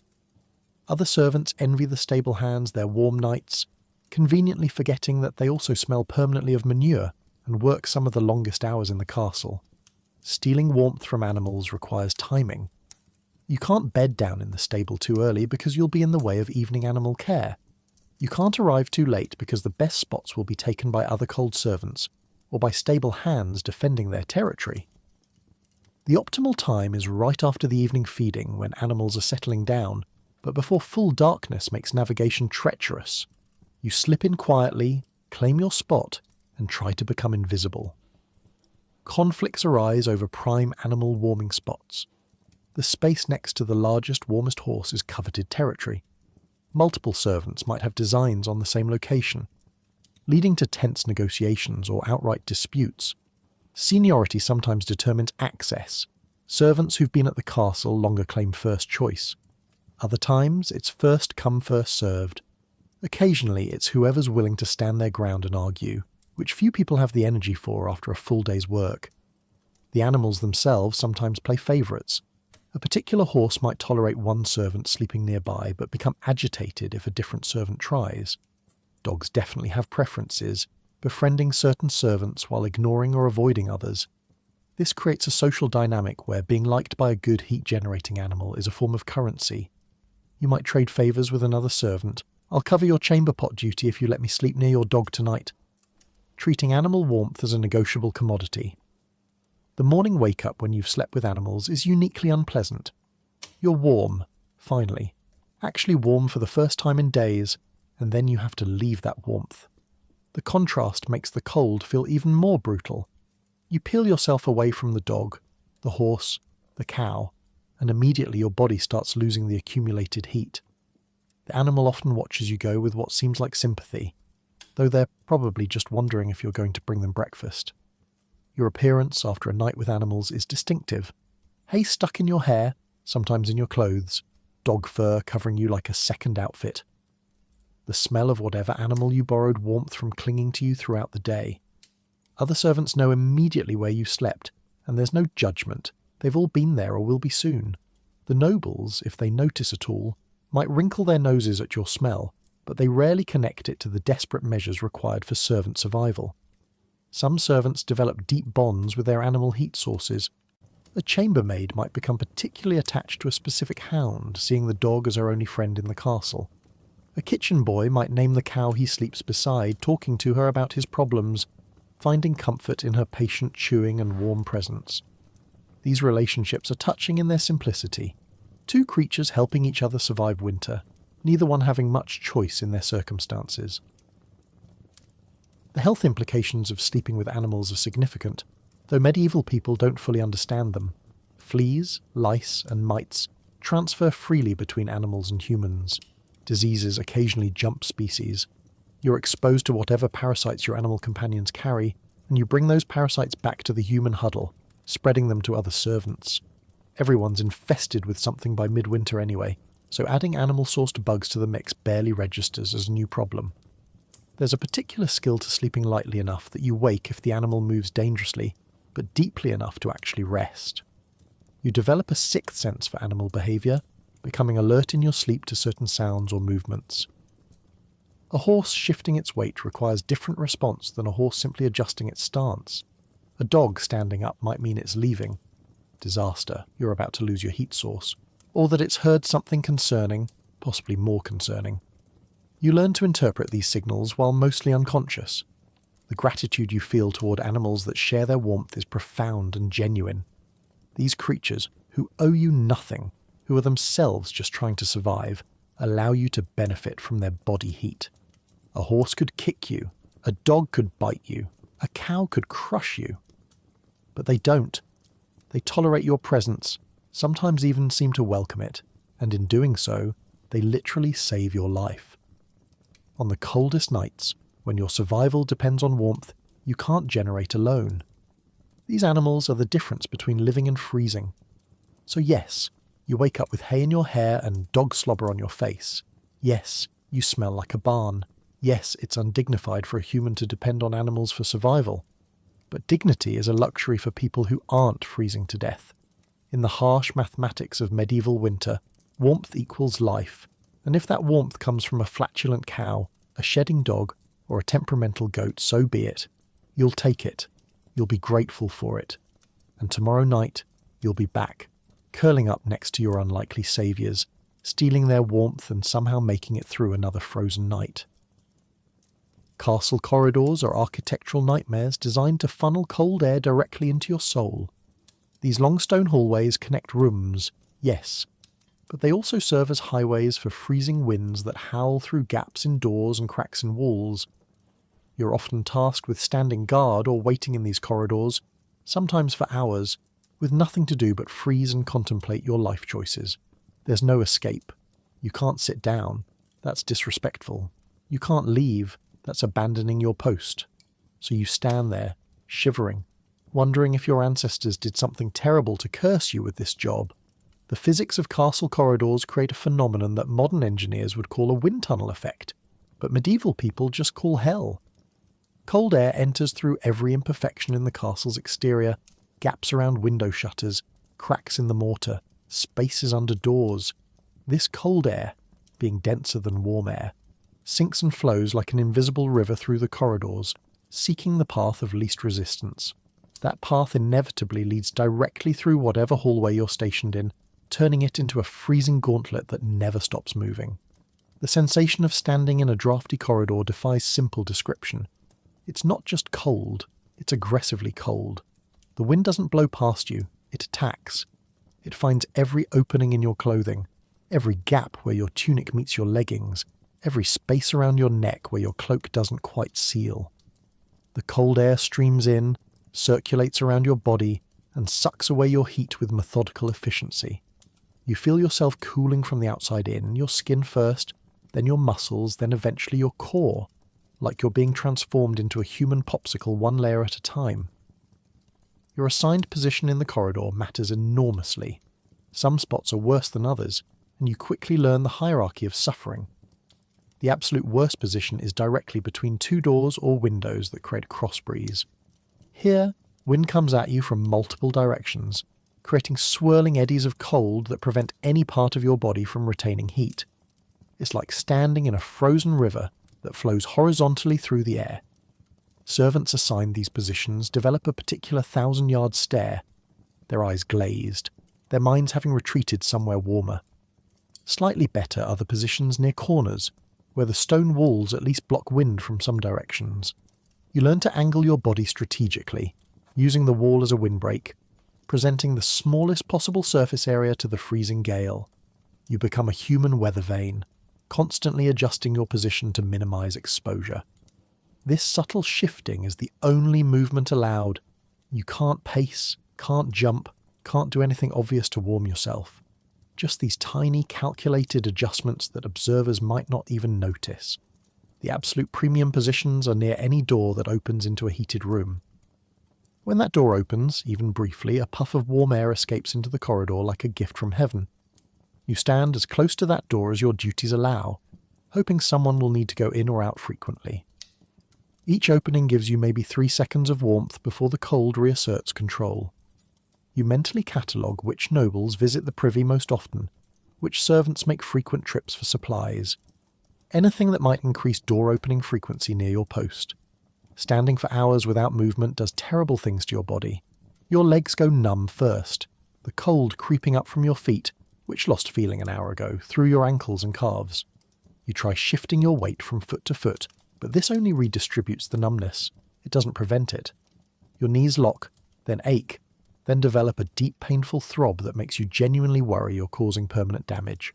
Spoiler, you probably are. Medieval servants develop joint problems young. Your hands are a special concern. If you're holding something, a candle holder, a message to deliver, a tray waiting to be needed, your hands cramp around it, fingers curling into claws. The cold makes your joints stiff, and maintaining your grip becomes painful, then excruciating, then oddly numb as your nerves start shutting down. You tuck your hands under your armpits when possible, but if you're holding something, you're stuck. Some servants develop permanent finger deformities from the combination of cold and forced gripping. The mental game of corridor duty is almost worse than the physical suffering. You're alone with nothing but your thoughts and the howling wind. Time moves differently when you're freezing and bored. Minutes feel like hours. An hour feels like an eternity. You have no book to read, No phone to check, no distraction whatsoever. Your mind wanders to dark places, resentment about your situation, envy of the people in the warm rooms you're guarding, elaborate fantasies about what you'd do if you were suddenly made lord of the castle. You develop strategies for passing time. Counting becomes a popular pastime, counting stones in the wall, counting your breaths, counting how many times a particular door opens. Some servants memorize prayers, reciting them silently over and over, both as a time-passing technique and as genuine supplication for the torture to end. Others compose songs or stories in their heads, creating elaborate mental entertainments that nobody will ever hear. Anything to avoid dwelling on how cold you are and how many hours remain. The corridors have different personalities at different times of day. Morning corridors are merely cold, the castle still somewhat warm from the previous night's fires. Afternoon corridors are brutal as the castle reaches maximum cold, all residual warmth sucked away by the winter day. Night corridors are existentially terrifying, cold, dark, filled with strange sounds and your own amplified breathing. Standing night corridor duty is psychological warfare against yourself. Other servants passing through sometimes offer sympathy, sometimes don't. A fellow servant hurrying by might give you a look of pity, a slight nod of solidarity. They know. They've been there. They might even whisper, "Stay strong," as they pass. Other times, servants are so focused on their own tasks, their own cold, their own misery, that they walk right past without acknowledgement. You're just another piece of castle furniture, distinguished from actual furniture only by your occasional shivering. The nobles, when they pass, don't see you at all. You're supposed to acknowledge their presence, a bow, a curtsy, a murmured greeting, but they rarely respond. They're bundled in furs and cloaks, moving quickly between warm rooms, barely exposed to the corridor cold. They might spend 30 seconds in the corridor between their chamber and the great hall. You've been standing here for 3 hours. They complain about how cold the castle is. You say nothing because saying what you actually think would be career suicide. Occasionally a noble stops to speak with you, usually to deliver a message or instruction. You're expected to pay full attention, nod, repeat the instruction back to confirm understanding, all while your teeth are chattering and your brain is half frozen. Sometimes you genuinely can't understand what they're saying because your mind is so focused on the cold. You nod anyway, hoping you caught the gist, praying you won't be punished later for misunderstanding. The wind in the corridors creates sounds that mess with your mind. It whistles through cracks, moans around corners, sometimes makes sounds almost like voices. After hours of standing in semi-darkness with nothing to do, you start hearing things that might not be there. Is that someone calling you or just the wind? Is that footsteps approaching or just your imagination? You're constantly on alert, constantly second-guessing your senses, exhausted from the hypervigilance. Some corridors have torches or rushlights, providing minimal light but also minimal warmth. You position yourself as close to these flames as possible without leaving your post. The warmth from a torch is pitifully small. You can feel it on your face if you're within a foot, but it doesn't penetrate your clothes or warm your body. Still, it's something.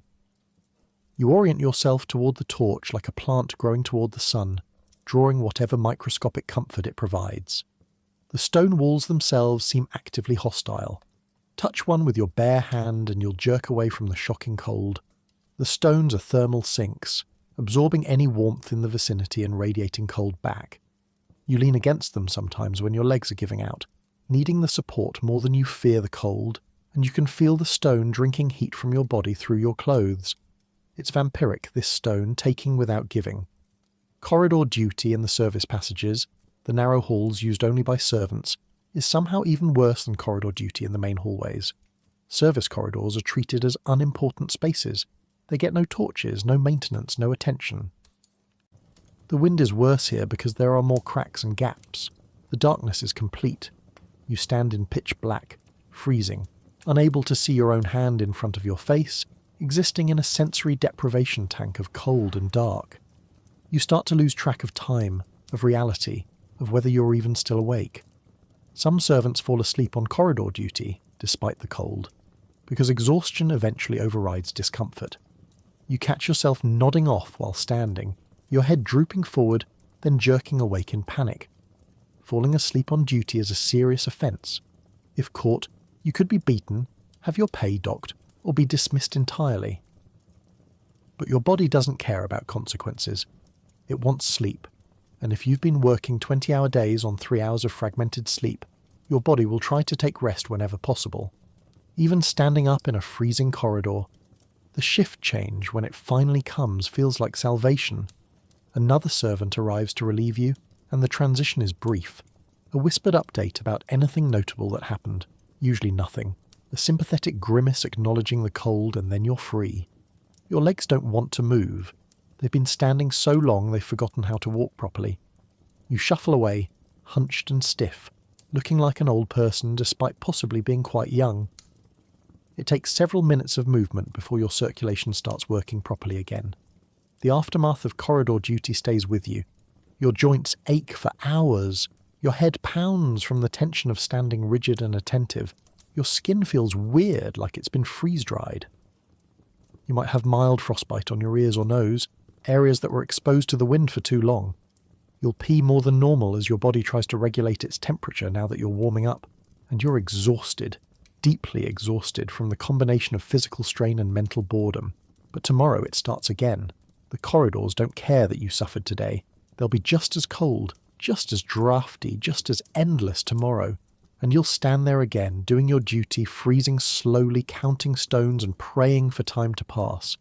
Because this is your job. This is your life.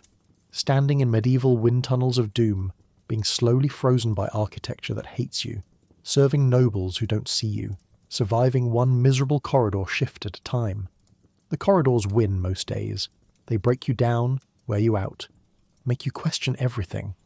But you keep standing there anyway, because what else can you do? Quit. And go where? Do what? So you stand, you freeze, you endure.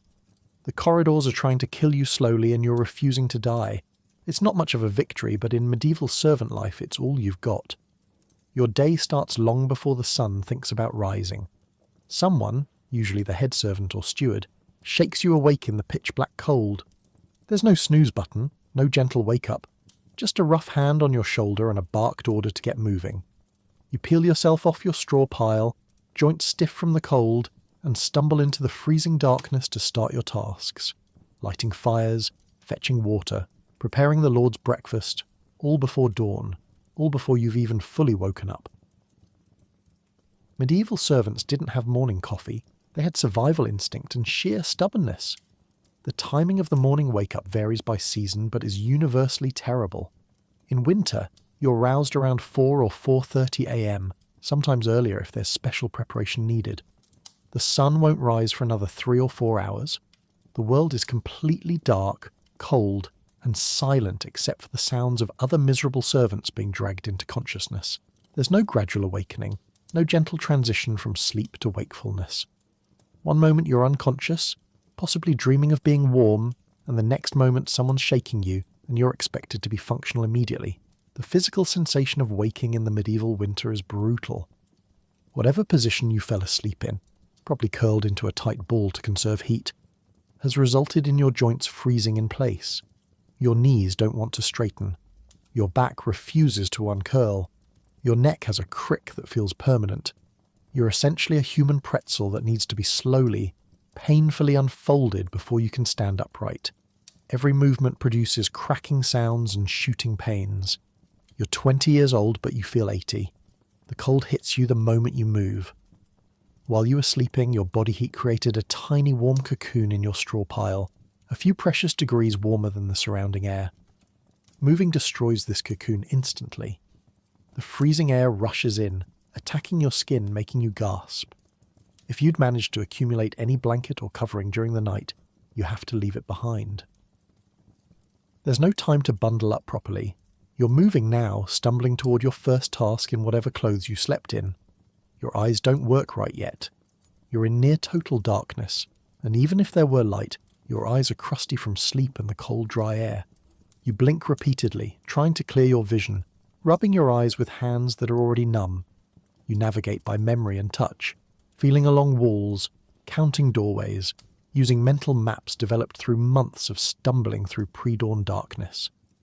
You bump into things constantly. a door frame, another servant, a bucket someone left in the wrong place. Each collision adds a bruise to your growing collection. Your brain is definitely not online yet. You're operating on autopilot, muscle memory taking over because conscious thought hasn't kicked in. You might genuinely not remember the walk from your sleeping spot to your first task. You just somehow arrive there, like you teleported, your body knowing the route even while your mind is still trying to process the fact that you're awake. This fugue state is almost merciful. If you were fully conscious, you'd be more aware of how miserable you are. The first task is almost always fire-related. You need to check if any fires survived the night, coax them back to life if they're dying, or start new ones from scratch if they went out.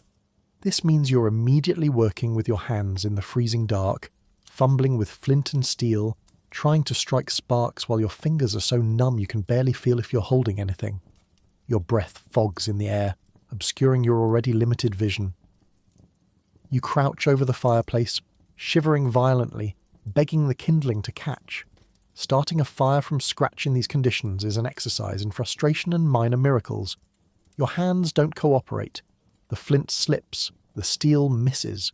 When you finally get a spark to land on the tinder is often too damp from the general humidity to catch easily. You blow on it gently, trying to encourage a flame without extinguishing the fragile ember, your cheeks numb from the cold, your breath the only warm thing in the entire space. Sometimes it takes 10 or 15 minutes to get a fire going, all while you're freezing and the person who woke you is possibly watching impatiently. Once you have a fire started, even a small one, you're expected to move on to the next task immediately. You don't get to sit and warm yourself. That would be luxury. And luxury is not for servants. You get maybe 30 seconds to extend your hands toward the infant flames, absorbing a hint of warmth, and then you're off to start the next fire, or fetch water, or begin food preparation. The warm spot on your hands fades within a minute, a cruel tease of comfort that makes the cold feel even worse by comparison. Fetching water before dawn in winter is its own special hell. The well is outside, or if you're lucky, in a courtyard that's still open to the elements. You trudge out into the pre-dawn darkness, your breath visible as thick clouds, your feet crunching on frozen ground or sinking into mud depending on recent weather. The well water is frigid, sometimes with ice floating on top that you have to break through.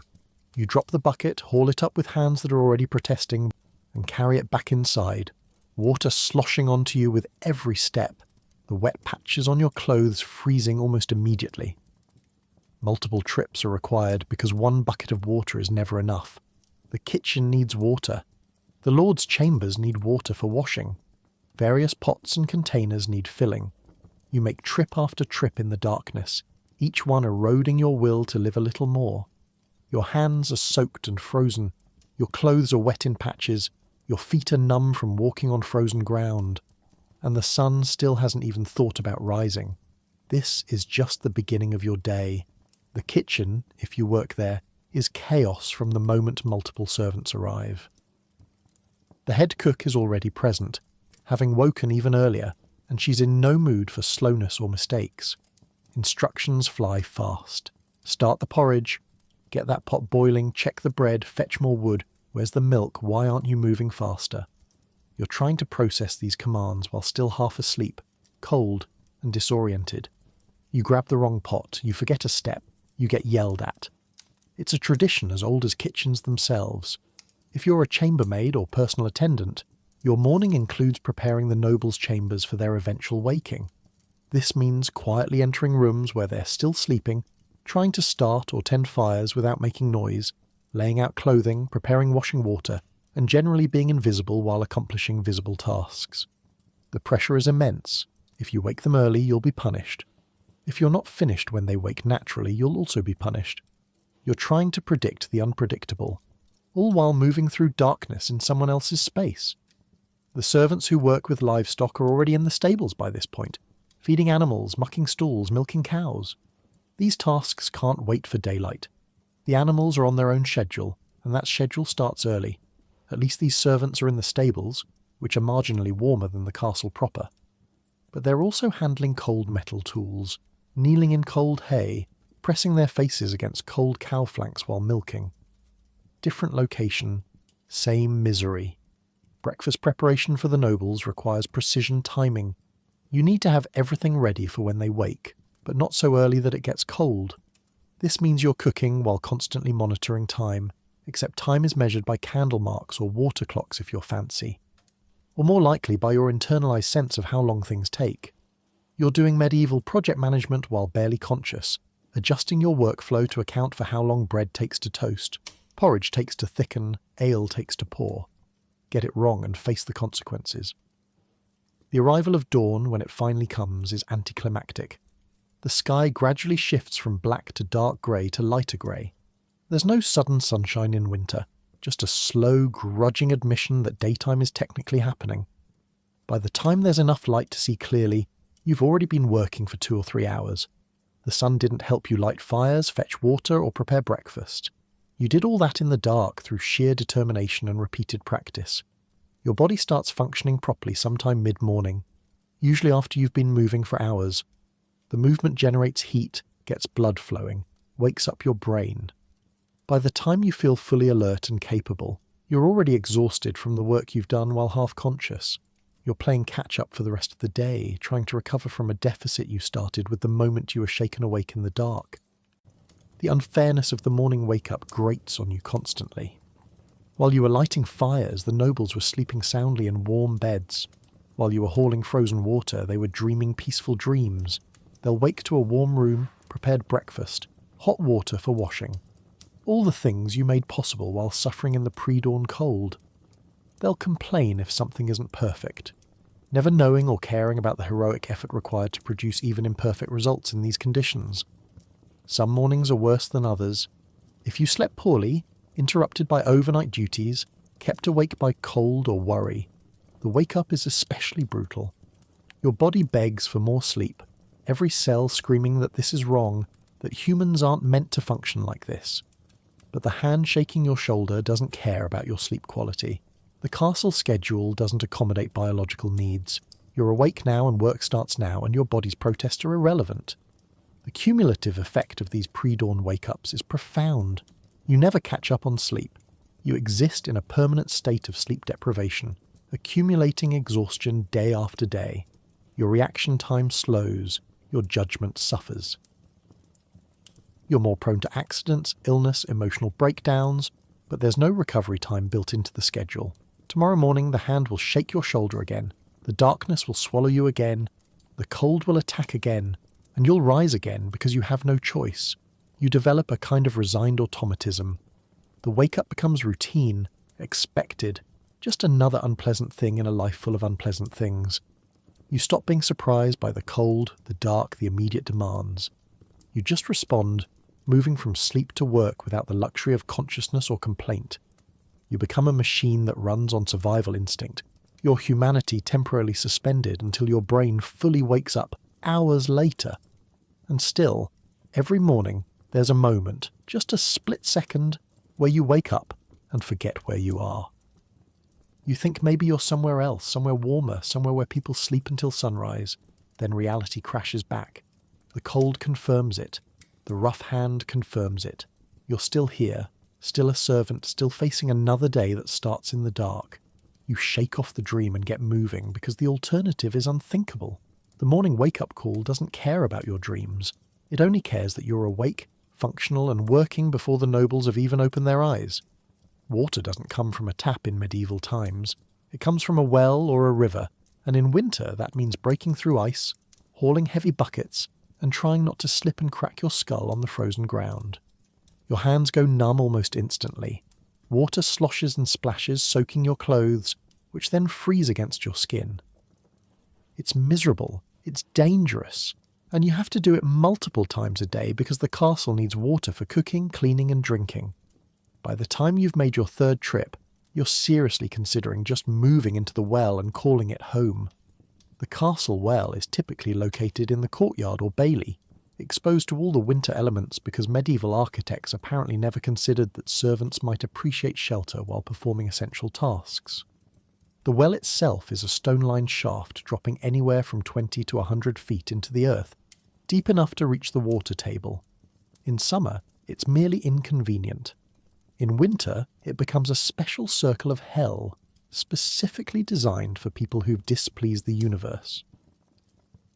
Your first challenge each morning is determining whether the well is frozen overnight. You approach with dread, peering down into the dark shaft, sometimes lowering the bucket experimentally to hear if it hits ice or water. If it's frozen, and in deep winter it often is, you need to break the ice before you can draw water. This requires a long pole or a heavy object attached to a rope that you drop repeatedly, smashing through the ice layer. The sound echoes up from the well, a hollow cracking that feels like the earth itself protesting the violence. Breaking through thick ice takes time and energy you don't have. You drop the pole once, twice, 10 times, hearing the ice crack but not break through. Your arms ache, your shoulders burn. Other servants are waiting behind you, equally desperate for water, creating pressure to work faster. Finally, after what feels like an eternity, you hear the breakthrough, the distinctive splash of the pole hitting liquid water. You've won this round against winter, but you're already exhausted and you haven't even drawn water yet. The bucket itself is a medieval torture device disguised as a simple container. It's made of wood bound with iron hoops, holding roughly 2 to 3 gallons when full, which means it weighs between 16 and 25 pounds once filled. The rope attached to the bucket handle is rough hemp that tears at your hands, especially when wet. In winter, this rope can be stiff with ice, making it even harder to grip and even more abrasive against your frozen fingers. Lowering the bucket requires a specific technique. You can't just drop it because it might land upside down or sideways and not fill properly. You have to lower it with some control, letting the rope slide through your hands at a measured pace, feeling the bucket descend into the darkness. When it hits the water, you need to let it tip and fill, which means loosening your grip slightly and letting a bit more rope out. Your frozen hands make this precision work nearly impossible. Half the time, you need multiple attempts to get the bucket to fill properly.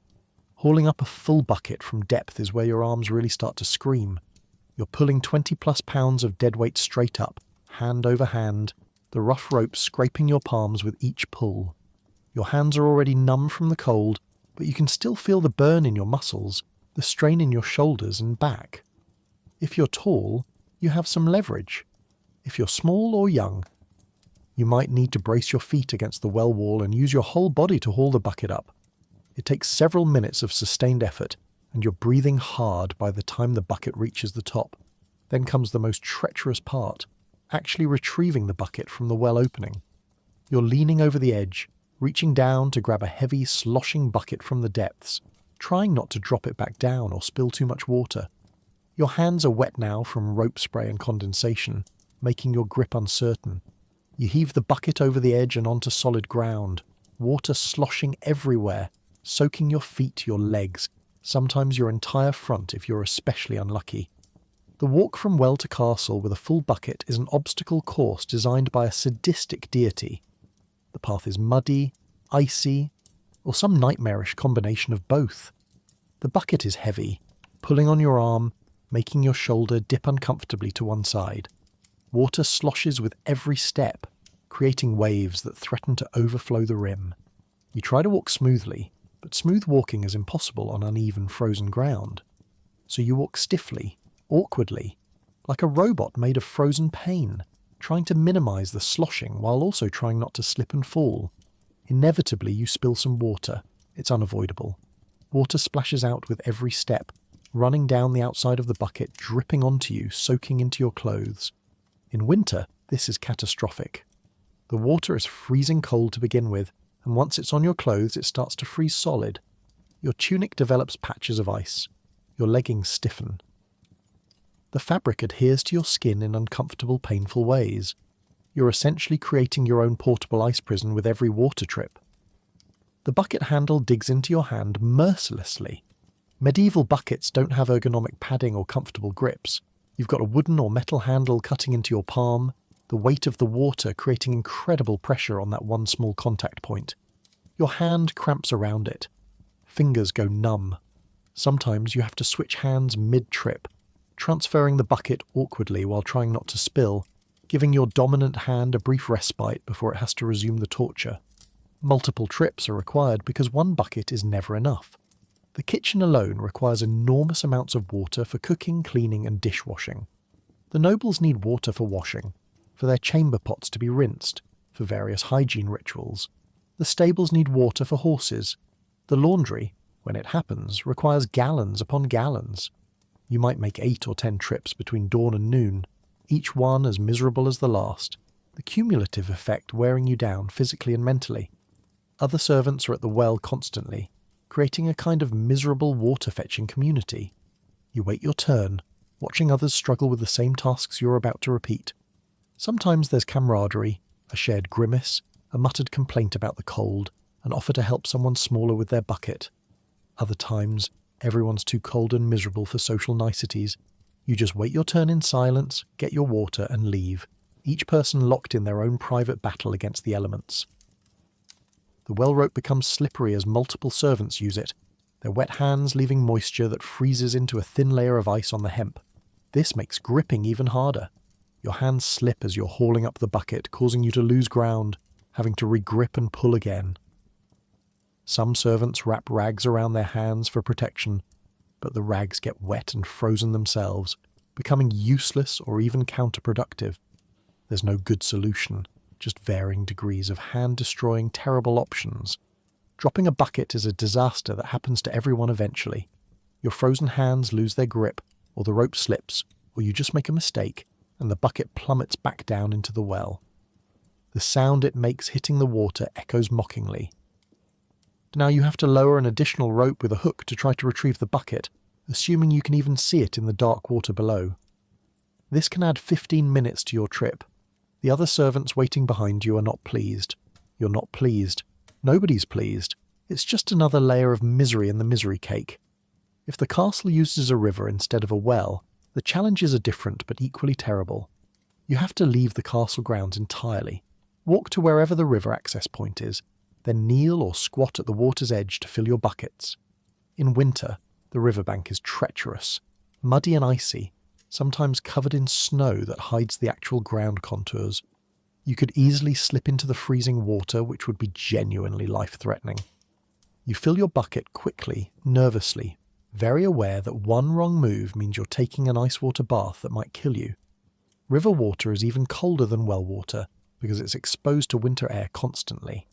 The edges of the river might be frozen, requiring you to break through ice here too, or to reach out over unstable ice shelves to access flowing water. Your hands go into the water for just a moment, to position the bucket, to scoop, to retrieve, and that moment is agony. It's like being stabbed with 1,000 tiny knives. You jerk your hands back, shake them desperately, trying to restore sensation while water droplets fall and freeze on your skin. The return trip with full buckets is even more dangerous from the river because you're walking uphill and over more varied terrain. Your arms are straining, your shoulders are on fire. Your back is curved at an unnatural angle from the weight. You have to watch your footing constantly, but you also have to watch the buckets to minimize spilling. Your attention is divided, your body is exhausted, and one slip could mean destroyed buckets, lost water, and possibly serious injury. You make this journey multiple times a day, terror and exhaustion becoming your constant companions. Your clothes accumulate water throughout the day, layer by layer, trip by trip. First your hands get wet, then your cuffs. Water runs down your arms to your elbows. Splashes hit your chest and stomach. Your feet are constantly wet from stepping in puddles and having water slosh onto them. By midday you're carrying extra weight just in frozen waterlogged clothing. By evening, you're essentially wearing an ice suit. The fabric is stiff, crunchy with ice, rubbing against your skin and causing chafing and raw spots that burn despite the cold. Some servants develop a technique of warming their hands briefly at a fire after each water trip, if they can access one. This helps temporarily but creates its own problems.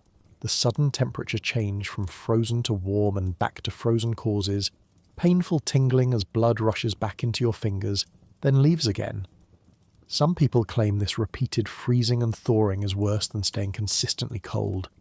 You do it anyway because those 10 seconds of warmth feel necessary for survival, even if they're painful. The water you're hauling with such difficulty will be used for things both important and trivial. Some will cook food that keeps everyone alive, essential work. Some will wash the noble's hands before meals, less essential but still significant. Some will clean chamber pots, utterly thankless, and some will be used for washing vegetables that will be overcooked into mush anyway, or for rinsing out a cup that wasn't really dirty, or for other tasks that feel wasteful given the suffering required to obtain the water. You're not in a position to judge the water use, but you can't help noticing the inequality. By the end of the day, you've made countless trips, hauled hundreds of pounds of water, and thoroughly soaked yourself multiple times. Your hands are destroyed, raw, blistered, possibly bleeding, definitely numb. Your arms shake from exhaustion. Your back aches from the repetitive strain. You're wet, frozen, and completely done with water in all its forms. And tomorrow, it starts again. The well will still be there. The ice will still need breaking. The buckets will still need hauling. And you'll still be the one doing it, because someone has to, and that someone is always, inevitably, you. The cruel irony is that all this water-fetching work keeps other people comfortable while making you increasingly miserable. They bathe with the water you hauled. They drink it without thinking about where it came from. They waste it casually, letting it spill or using more than necessary. Meanwhile, you're so cold and wet that drinking water yourself feels like adding insult to injury. You've achieved the impossible, making water, the source of life, into something you resent. Medieval water-fetching duty, turning servants into frozen, traumatized souls one bucket at a time. Washing your clothes in winter is a gamble. Do you brave the freezing water and risk hypothermia, or do you just accept that you'll smell like a barnyard until spring? Most servants chose option 2. Washing meant stripping down, at least partially, dunking your tunic in icy water, scrubbing it with harsh soap or ashes, and then waiting days for it to dry. In the meantime, you either went without or wore damp clothes that clung to your skin and made you even colder, so most people just didn't. They wore the same outfit for months, letting the grime build up into a kind of insulating layer. Medieval logic: if you can't be clean, at least be warm. The decision to wash your clothes is not taken lightly. It requires planning, preparation, and a level of desperation that typically only arrives after months of continuous wear. You've reached a point where the smell is bothering even you, and your nose gave up reporting bad news weeks ago. The fabric is stiff with accumulated sweat, dirt, smoke, and various work-related substances you'd rather not identify. Your tunic could probably stand up on its own. It's time. Reluctantly, miserably, it's time. First, you need to acquire washing materials, which is easier said than done. Soap is expensive, made from animal fat and lye, and typically reserved for washing the nobles' fine linens. Servants don't get soap. Instead, you use wood ash mixed with water to create a primitive cleaning solution, or you use lye if you can get access to it, which is essentially liquid paint that strips dirt from fabric while also stripping skin from your hands. Some servants use sand or coarse river stones as abrasives, scrubbing their clothes against rocks in a process that cleans but also slowly destroys the fabric. Medieval cleaning: it's either ineffective or destructive. Pick your poison. The timing of washing is critical. You need a day when you're not working from dawn to midnight, which basically never happens, so you squeeze it into whatever thin sliver of free time exists. Early Sunday afternoon after church is popular, because you're not supposed to work on the Sabbath, though fetching water and washing clothes technically count as work, but everyone pretends they don't. You also need weather that's not actively hostile. No snow, no freezing rain, ideally a day when the temperature rises slightly above face-numbingly cold to merely unpleasantly frigid. The location matters too. Some castles have designated washing areas, usually near the well or a stream, with stones for scrubbing and maybe a fire pit for heating water if you're extraordinarily lucky. More often, you're washing wherever you can find water access and a flat surface. The courtyard well becomes a laundry hub, with multiple servants washing simultaneously, creating a miserable community of half-naked people scrubbing clothes and complaining about the cold. You start by removing the clothing you want to wash, which means stripping down in winter air. There's no privacy, no changing room, just you and your fellow servants in various states of undress, all trying to maintain some dignity while shivering violently. You keep on whatever you're not washing. Maybe your under tunic if you're washing your outer tunic, or vice versa. Some servants try to wash everything at once, standing there in essentially nothing, which is bold and also potentially fatal from hypothermia. The water is punishingly cold. If you're washing at a well, You've drawn water that's been sitting underground at a consistent cold temperature. If you're washing at a stream, the water is moving and exposed to winter air, making it even colder. Some servants heat water over fires first, creating warm washing water, but this requires access to a fire, a large pot, and time to heat the water. Luxuries most servants don't have. So you use cold water and you suffer. Dunking your tunic into the icy water takes actual courage. You know it's going to be terrible, but knowing doesn't help. You plunge the fabric in, and your hands immediately scream in protest. The cold is shocking, painful, numbing within seconds. You force your hands to move, to agitate the fabric, to work the water through the fibres. Your hands are underwater for maybe 30 seconds before you have to pull them out, shaking them desperately, trying to restore circulation before going back in. Scrubbing the clothes requires sustained contact with cold water and abrasive materials.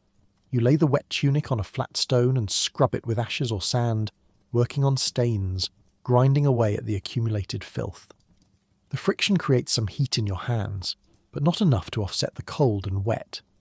Your knuckles turn red, then white. Your fingers lose dexterity. You're essentially punching fabric with frozen fists, hoping something good comes of it. The worst stains require special attention and even more suffering. Blood, which is common from small cuts and injuries, sets into fabric stubbornly. Food stains, especially grease, resist simple washing. Chamber pot splashes, if you've had that particular disaster, require aggressive scrubbing and multiple rinses. You work on these stains until your hands are too numb to continue, then warm them briefly and return to the assault. Sometimes stains don't come out. You accept this and move on because perfection is not the goal. Somewhat less disgusting is the goal. Rinsing requires more cold water torture. You dunk the clothes again, agitate them to remove the ash or soap, pull them out, examine them, and repeat if necessary. Each dunking is a fresh assault on your hands. By the third or fourth rinse, you've completely lost feeling in your fingers. You're operating on visual feedback alone, watching your hands move but not feeling them, which is simultaneously a blessing and deeply unsettling. Wringing out the wet clothes is harder than you'd think with numb, weakened hands. You need to twist the fabric tightly to remove as much water as possible, because the more water you leave in, the longer the drying time. You grip the soaked tunic, twist with all your remaining strength and watch water pour out. Your hands slip because they're wet and numb. You regrip and twist again. The wet fabric fights back, heavy and uncooperative. Eventually you get it as dry as you can, which is still quite wet, just less catastrophically so. Now comes the drying problem, which is where the whole washing plan often falls apart. In summer, you'd hang your clothes in the sun, and they dry in a few hours. In winter, there is no sun, or it's a weak, useless sun that provides light but no heat. You hang your clothes wherever you can, over a fence, on a rope strung between posts draped over bushes. They hang there, frozen solid within an hour, retaining their shape like cloth sculptures. They'll stay frozen for days, slowly drying through sublimation, as the ice evaporates directly into vapour, a process that takes forever. Some servants try drying clothes indoors near fires, which works better but creates its own problems. Fire access is limited and jealously guarded. Wet clothes near fires create steam, which is annoying to everyone nearby, and you're taking up valuable fire proximity that other people want for warming themselves. You might get away with it for an hour before someone complains and you have to move your soggy tunic elsewhere. The period while your clothes dry is a special kind of misery. If you washed your only tunic, you're now wearing nothing or borrowing something from another servant who may or may not be your size. If you washed your outer layer but kept your under tunic, you're walking around in basically underwear, which is cold and also mortifying. Some servants try wearing their clothes while they're still damp, thinking body heat will dry them. This is a terrible decision. Damp clothes suck heat from your body at an alarming rate, making you colder than if you were naked. You learn this exactly once. The damp clothes feel awful against your skin. They're cold, clingy, and heavy. They restrict movement. They create constant discomfort as wet fabric rubs against skin, causing chafing and irritation. Your body temperature drops as the evaporating water steals your heat. You start shivering uncontrollably. Your teeth chatter. You genuinely risk hypothermia. Medieval servants who insisted on wearing damp clothes sometimes got sick and died. Laundry was literally life-threatening. Days pass while your clothes hang frozen on whatever surface you found. You check them periodically, squeezing to test for dampness. For the first few days, they're solid ice. Then they enter a partially frozen, partially damp stage. Eventually, after maybe 4 or 5 days if you're lucky, they're dry enough to wear. You bring them in, and they're stiff, cold, and smell only marginally better than before you wash them. All that suffering for minimal improvement. This is why most servants wash their clothes maybe 2 or 3 times a winter max. The reality is that medieval servants smell bad, and everyone knows it, and everyone else also smells bad, creating an olfactory detente where nobody complains because complaining invites retaliation. Your clothes accumulate layers of smell: wood smoke from fires, sweat from work, the various substances you handle, the animals you sleep near. These smells merge into a signature scent unique to each servant. People can identify you by smell before they see you in the dark. It's not romantic. The grime that builds up on clothes serves, perversely, as a kind of insulation. Dirt and oils fill the gaps in the fabric weave, making it slightly more windproof. The stiff, dirty fabric provides a bit more structure, adding a tiny bit of warmth retention. Obviously, this is not ideal from a hygiene perspective, but from a survival perspective, filthy clothes are marginally warmer clothes. Medieval servants weren't being lazy about washing. They were making a calculated survival decision. Some servants try spot cleaning instead of full washing, addressing specific stains or dirty areas without subjecting the entire garment to the washing ordeal. You dampen a rag, apply some ash, and scrub at the worst spots. This is faster, uses less water, and doesn't require removing your clothes entirely. It's also largely ineffective, spreading the dirt around more than removing it, but it provides the psychological comfort of having tried. You're not dirty by choice, you're dirty by circumstance. Important distinction. The social hierarchy of washing becomes apparent on the rare occasions when large-scale laundry happens. The lord's linens get washed regularly with actual soap and hot water by servants assigned specifically to laundry duty. These clothes are hung indoors near fires, dried properly, and even ironed with hot smoothing stones. The nobles never wear dirty clothes. Meanwhile, you're standing in a courtyard scrubbing your one tunic with ashes and hoping it dries before you develop frostbite. The contrast is not lost on you. By the time spring arrives and temperatures rise above freezing, the collective relief among servants is palpable. Washing becomes possible again without life-threatening risk. Everyone washes everything, hanging clothes everywhere, creating a castle-wide laundry explosion.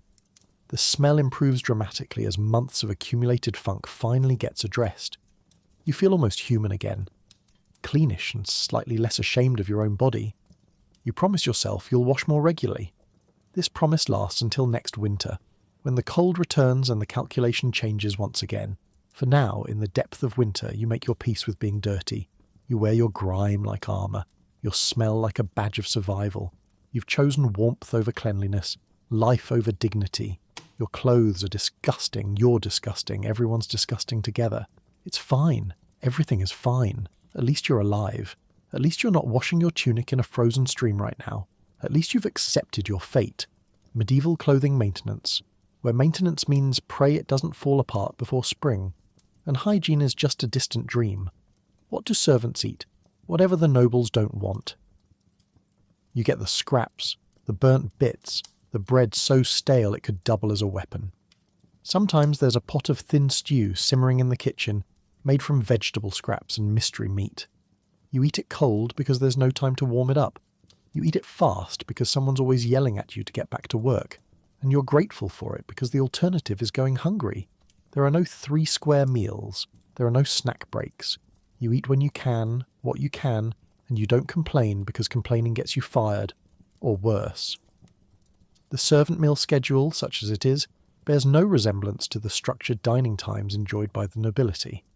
While the lord and lady sit down to proper breakfasts, elaborate dinners, and evening suppers at regular hours, you eat whenever work allows, which is to say randomly and inadequately.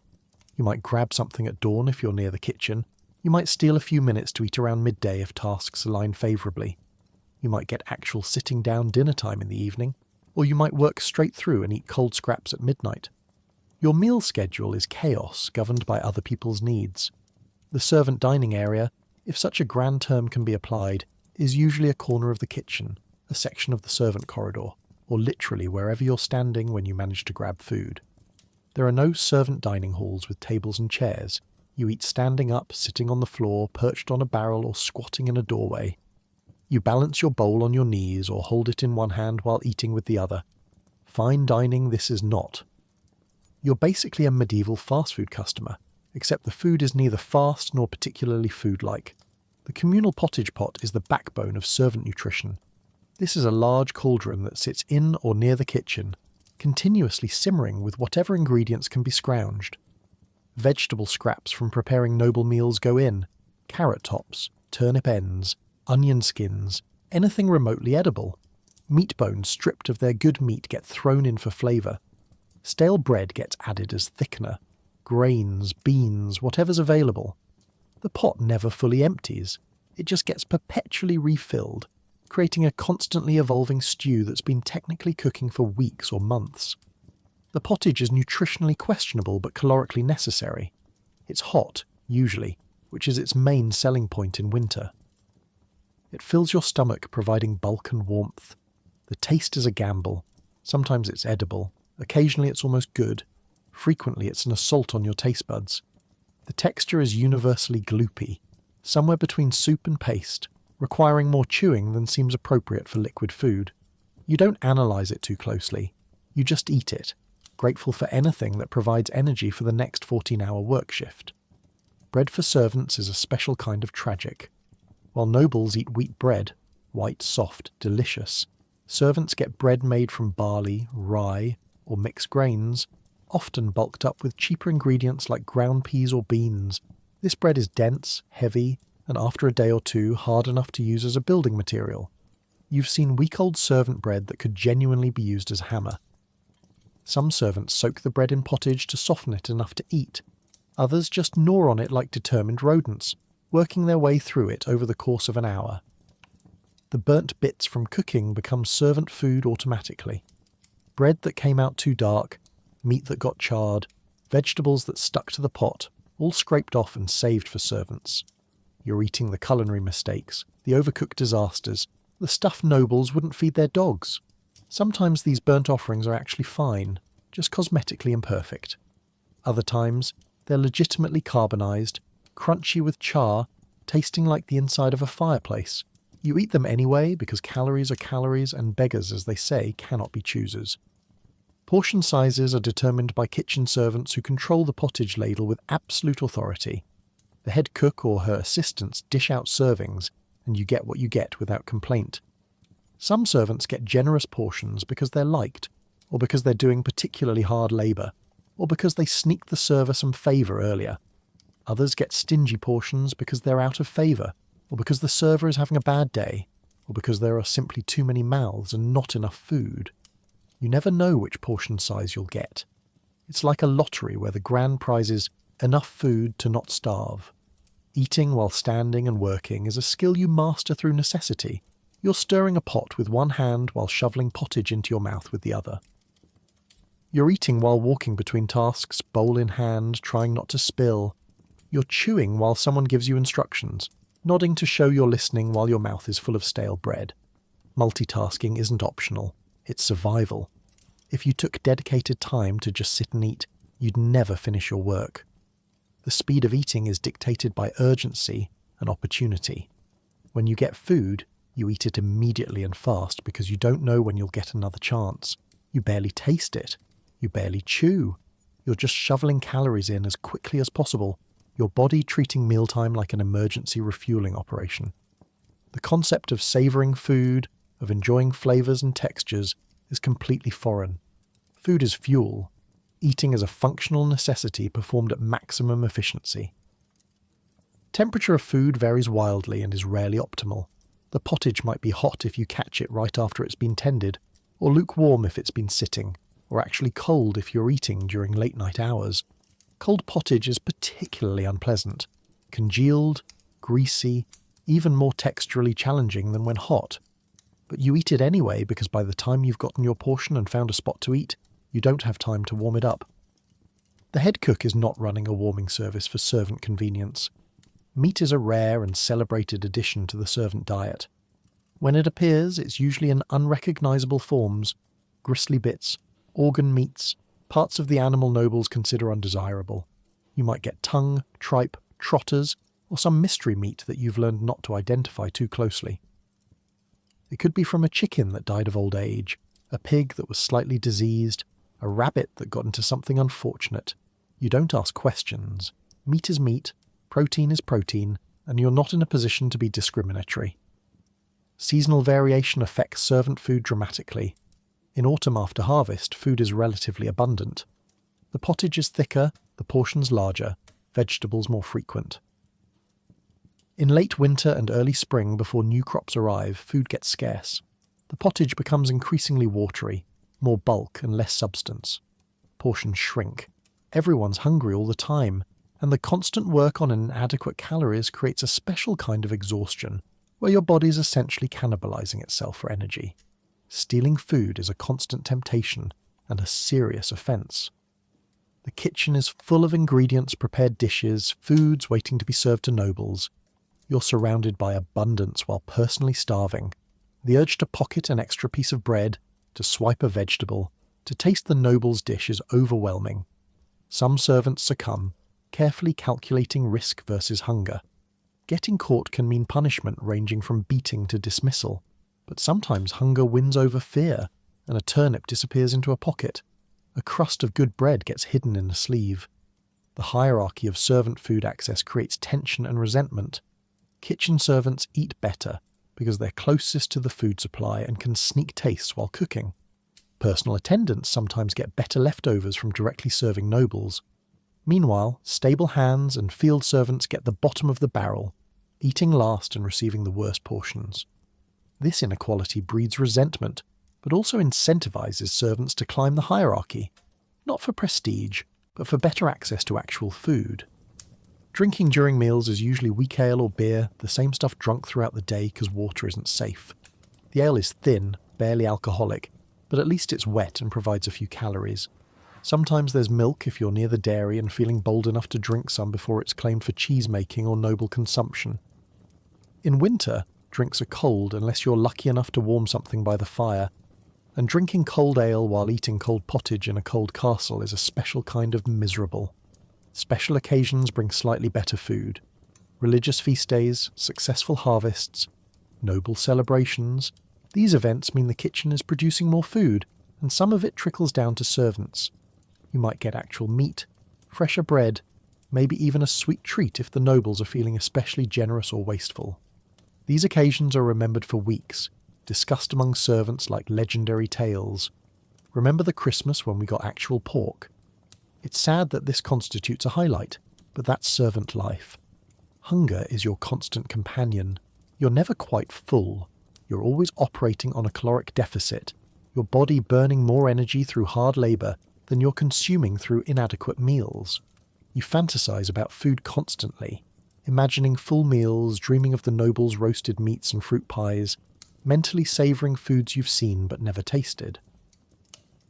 These fantasies make the hunger worse, but also provide a weird psychological comfort, a mental escape from the physical discomfort. Your body adapts to chronic undereating. Your stomach shrinks. Your metabolism slows. You become frighteningly efficient at extracting every possible nutrient from minimal food. You stop noticing the constant low-level hunger. It's just background noise, like the cold or the exhaustion. Only when hunger sharpens into actual pain do you really register it. Most of the time you're just vaguely, perpetually hungry, a state so normal you've forgotten what true satiation feels like. The psychological impact of food scarcity is profound. Food becomes an obsession, a source of anxiety. Will there be enough today? Will I get my share? What if the pot runs out before I get there? You're always calculating, always worried, always aware that your next meal is uncertain. This food insecurity shapes your entire worldview. You hoard when possible, eat everything given to you immediately rather than saving it, and view generosity with suspicion because nothing comes free. Children servants have it worst. They're growing, needing more calories, but they're at the bottom of every hierarchy. They get the smallest portions, the worst scraps, the least consideration. You watch child servants growing up stunted, smaller than they should be, their growth literally limited by inadequate nutrition. Some don't survive childhood, succumbing to illness their malnourished bodies can't fight. The ones who do survive carry the physical marks: short stature, weak bones, teeth that rotted from malnutrition. Occasionally, nobles show unexpected generosity or simply overlook food waste, and servants benefit. A feast produces enormous leftovers that even nobles can't finish. A hunting party brings in more game than can be immediately consumed. A delivery of food arrives and some items are deemed not fresh enough for nobles but still good for servants. These windfalls feel like miracles. Everyone eats well for a day or two, stomachs actually full, moods temporarily lifted. Then it's back to normal: pottage, stale bread, strategic hunger management. The communal aspect of eating, when it happens, provides rare moments of connection.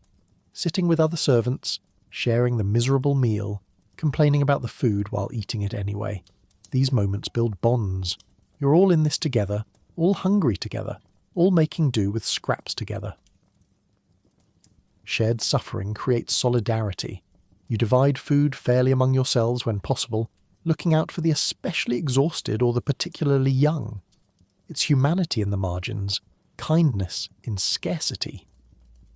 By the end of the day, you've worked for 16 hours on maybe 100-200 calories, less than half what your body needed. You're running on empty, powered by stubbornness more than actual energy. Tomorrow you'll wake up hungry, work hungry, eat inadequately, and go to sleep hungry again. This is your normal. This is what being a medieval servant means. Living in a state of perpetual hunger surrounded by abundance you can't access. Surviving on scraps from tables you serve but never join. Getting just enough food to not die, but never enough to actually thrive. Getting sick as a medieval servant is a nightmare. There are no sick days. No health insurance. No one to cover your shift. If you're ill, you're expected to power through or risk losing your position. A cold can turn into pneumonia. A cut can become infected. And there's no real medical care.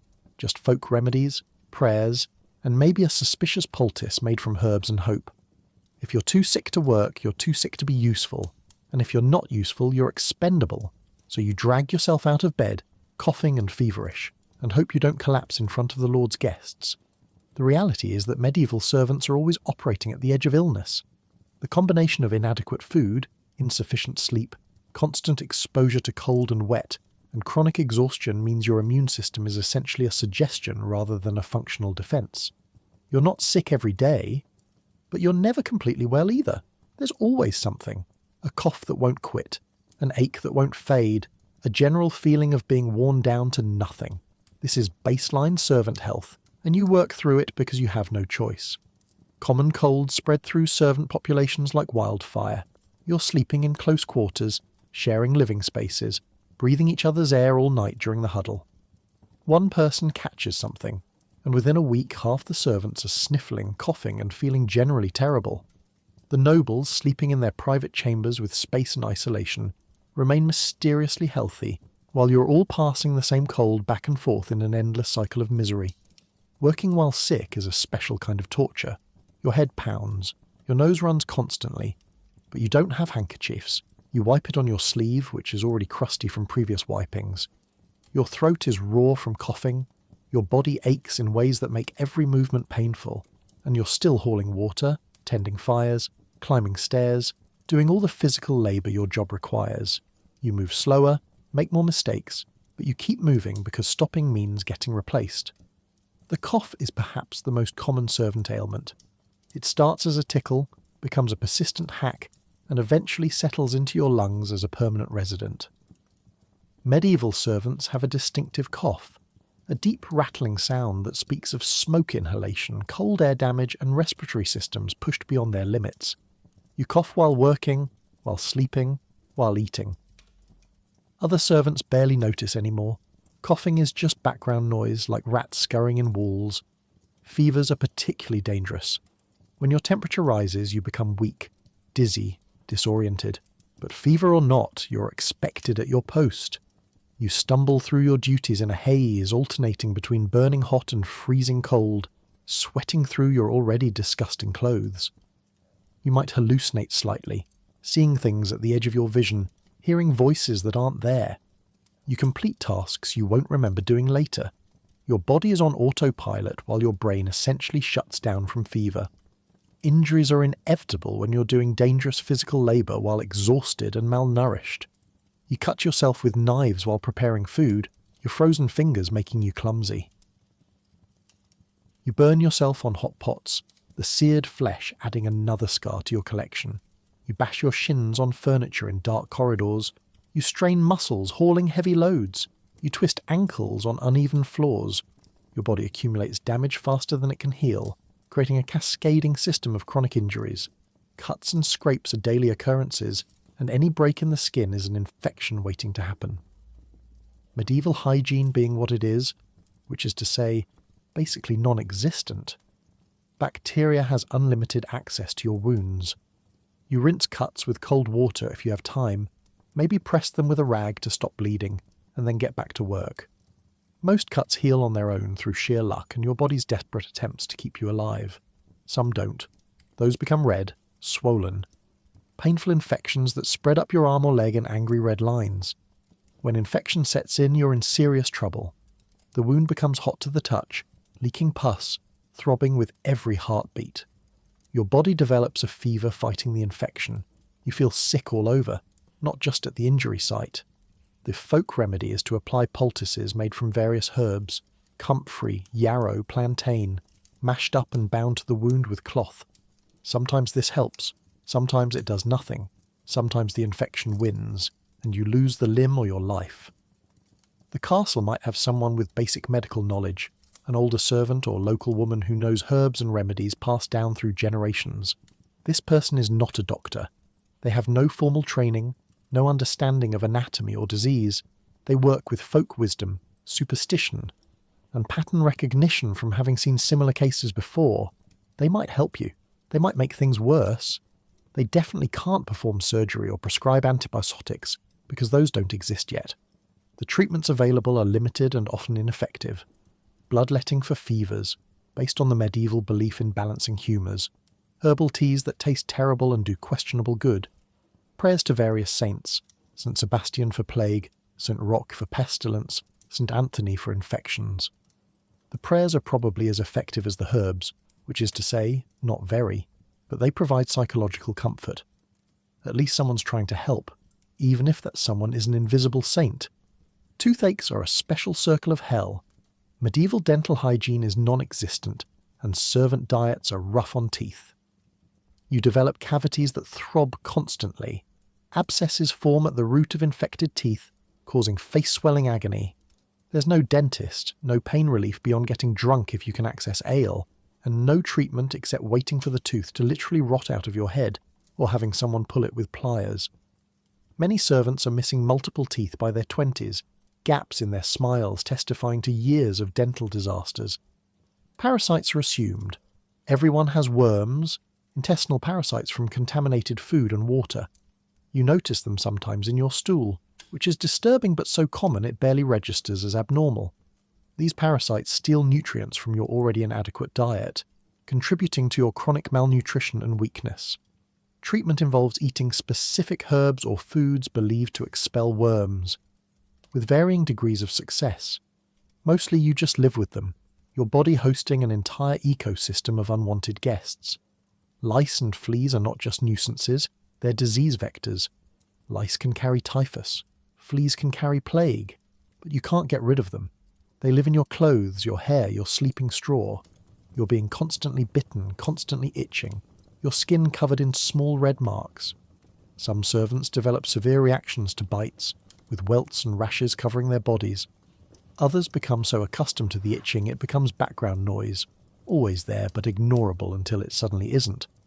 The fear of plague hangs over everything. When plague arrives in a region, it doesn't discriminate much between noble and servant.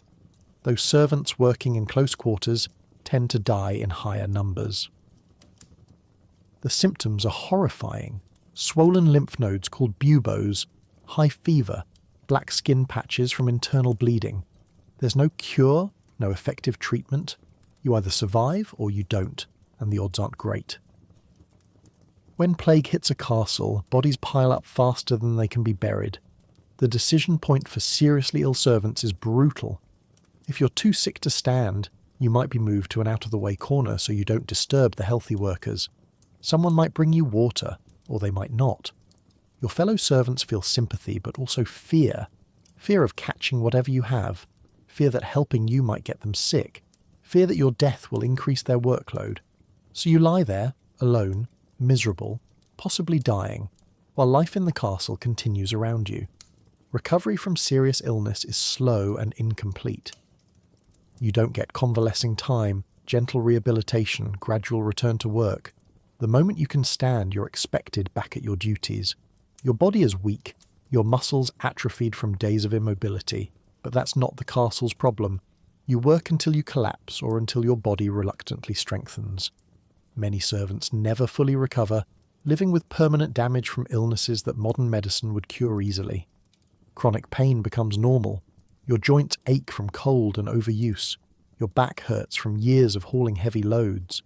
Old injuries never properly healed, leaving you with limited mobility or constant discomfort. There's no pain relief beyond the occasional access to ale or wine. You just learn to function through pain, to compartmentalize it, to keep working despite your body screaming for rest. Pain becomes part of your identity, as much a part of being a servant as the smell and the exhaustion. Some servants develop mental health issues from the chronic stress, trauma, and suffering. We don't have medieval words for depression, anxiety, or PTSD, but these conditions existed. Servants who seem perpetually sad, who can't stop worrying, who jump at sudden sounds, who have nightmares every night. They're suffering from what we'd now recognise as mental illness. There's no treatment, no therapy, no acknowledgement that minds can be sick just like bodies. You're just called melancholic or nervous, or weak, and you're expected to push through. The acceptance of death becomes necessary. Servants die regularly, and not just the old ones. Young servants die from accidents, infections, illnesses that should be survivable. You watch people your age sicken and die. You attend hastily arranged funerals or sometimes just help wrap bodies for burial. Death is always close, always possible, always waiting for the next infection, the next accident, the next winter that's just a bit too harsh. Some injuries are immediately disabling. Fall from a ladder and break your back. You're done. Lose a hand to infection. Your usefulness drops dramatically. Go blind from an infection or injury. There's almost no work you can do. These catastrophically injured servants face a grim future. The castle might keep them on in some minimal capacity out of charity, or they might be dismissed to beg on the streets. There's no disability accommodation, no workers' compensation, no safety net. The ultimate insult is that nobles remain largely healthy despite living in the same castle. They eat better, sleep warmer, work less hard, and have access to actual physicians who, while still operating on medieval medical nonsense, at least provide more attention than servants receive. Nobles can afford to be sick, can take to their beds for days, can receive care and concern. You can't afford any of that. So they live longer, healthier lives while you work yourself to death by 40. The psychological weight of knowing you're one illness away from complete disaster creates constant background stress. You can't relax, can't feel secure, can't believe your body will hold together long enough to reach old age. Every new ache might be the beginning of something catastrophic. Every cough might be pneumonia. Every cut might be the infection that kills you. You live in a state of permanent medical anxiety, and there's nothing you can do about it except pray and keep working. So you drag yourself out of bed with a fever. You work through the cough that won't quit. You wrap your infected finger and hope it doesn't spread. You accept pain as a permanent condition. You watch fellow servants sicken and die and know you might be next. And through all of it, you keep working, keep moving, keep surviving. Because the alternative, giving up, stopping, admitting you can't continue, is somehow worse than pushing through. Medieval servant healthcare.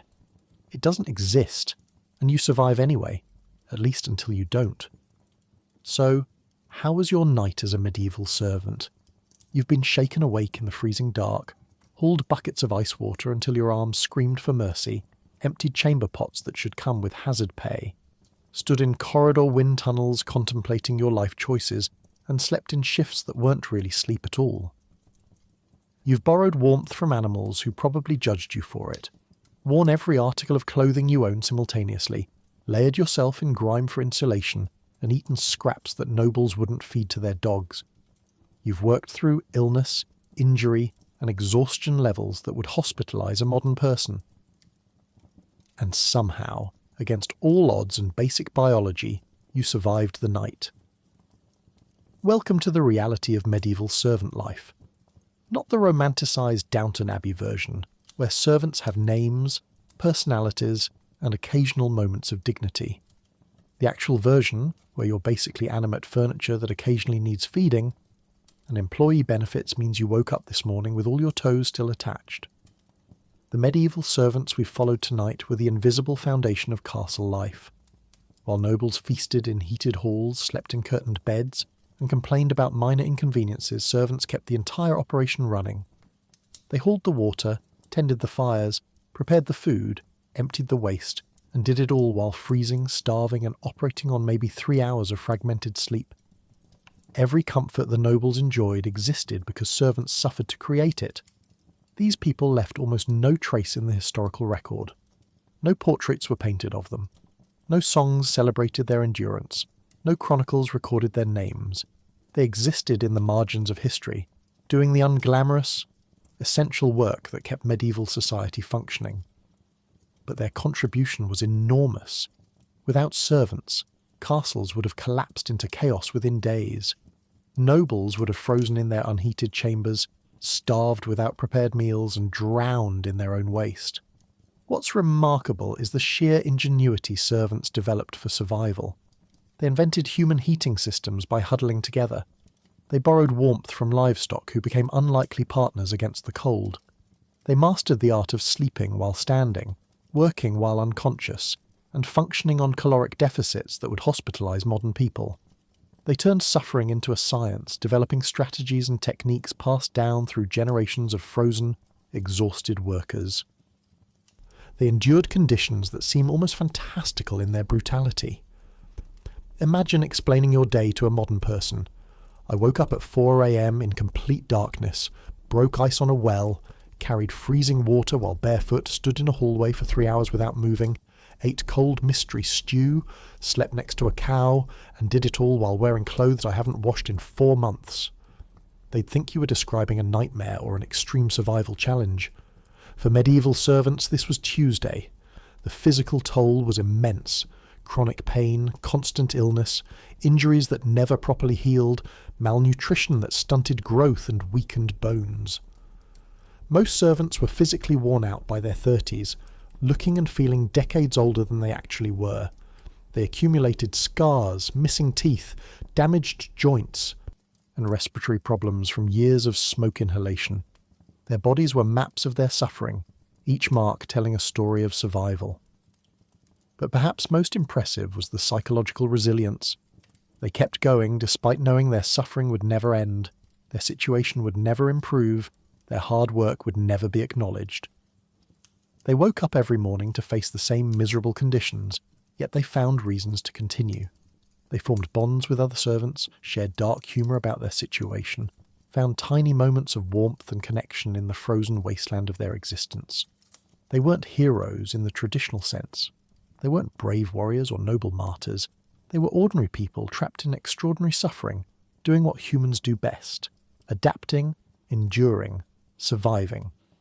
They didn't have the luxury of giving up, so they didn't.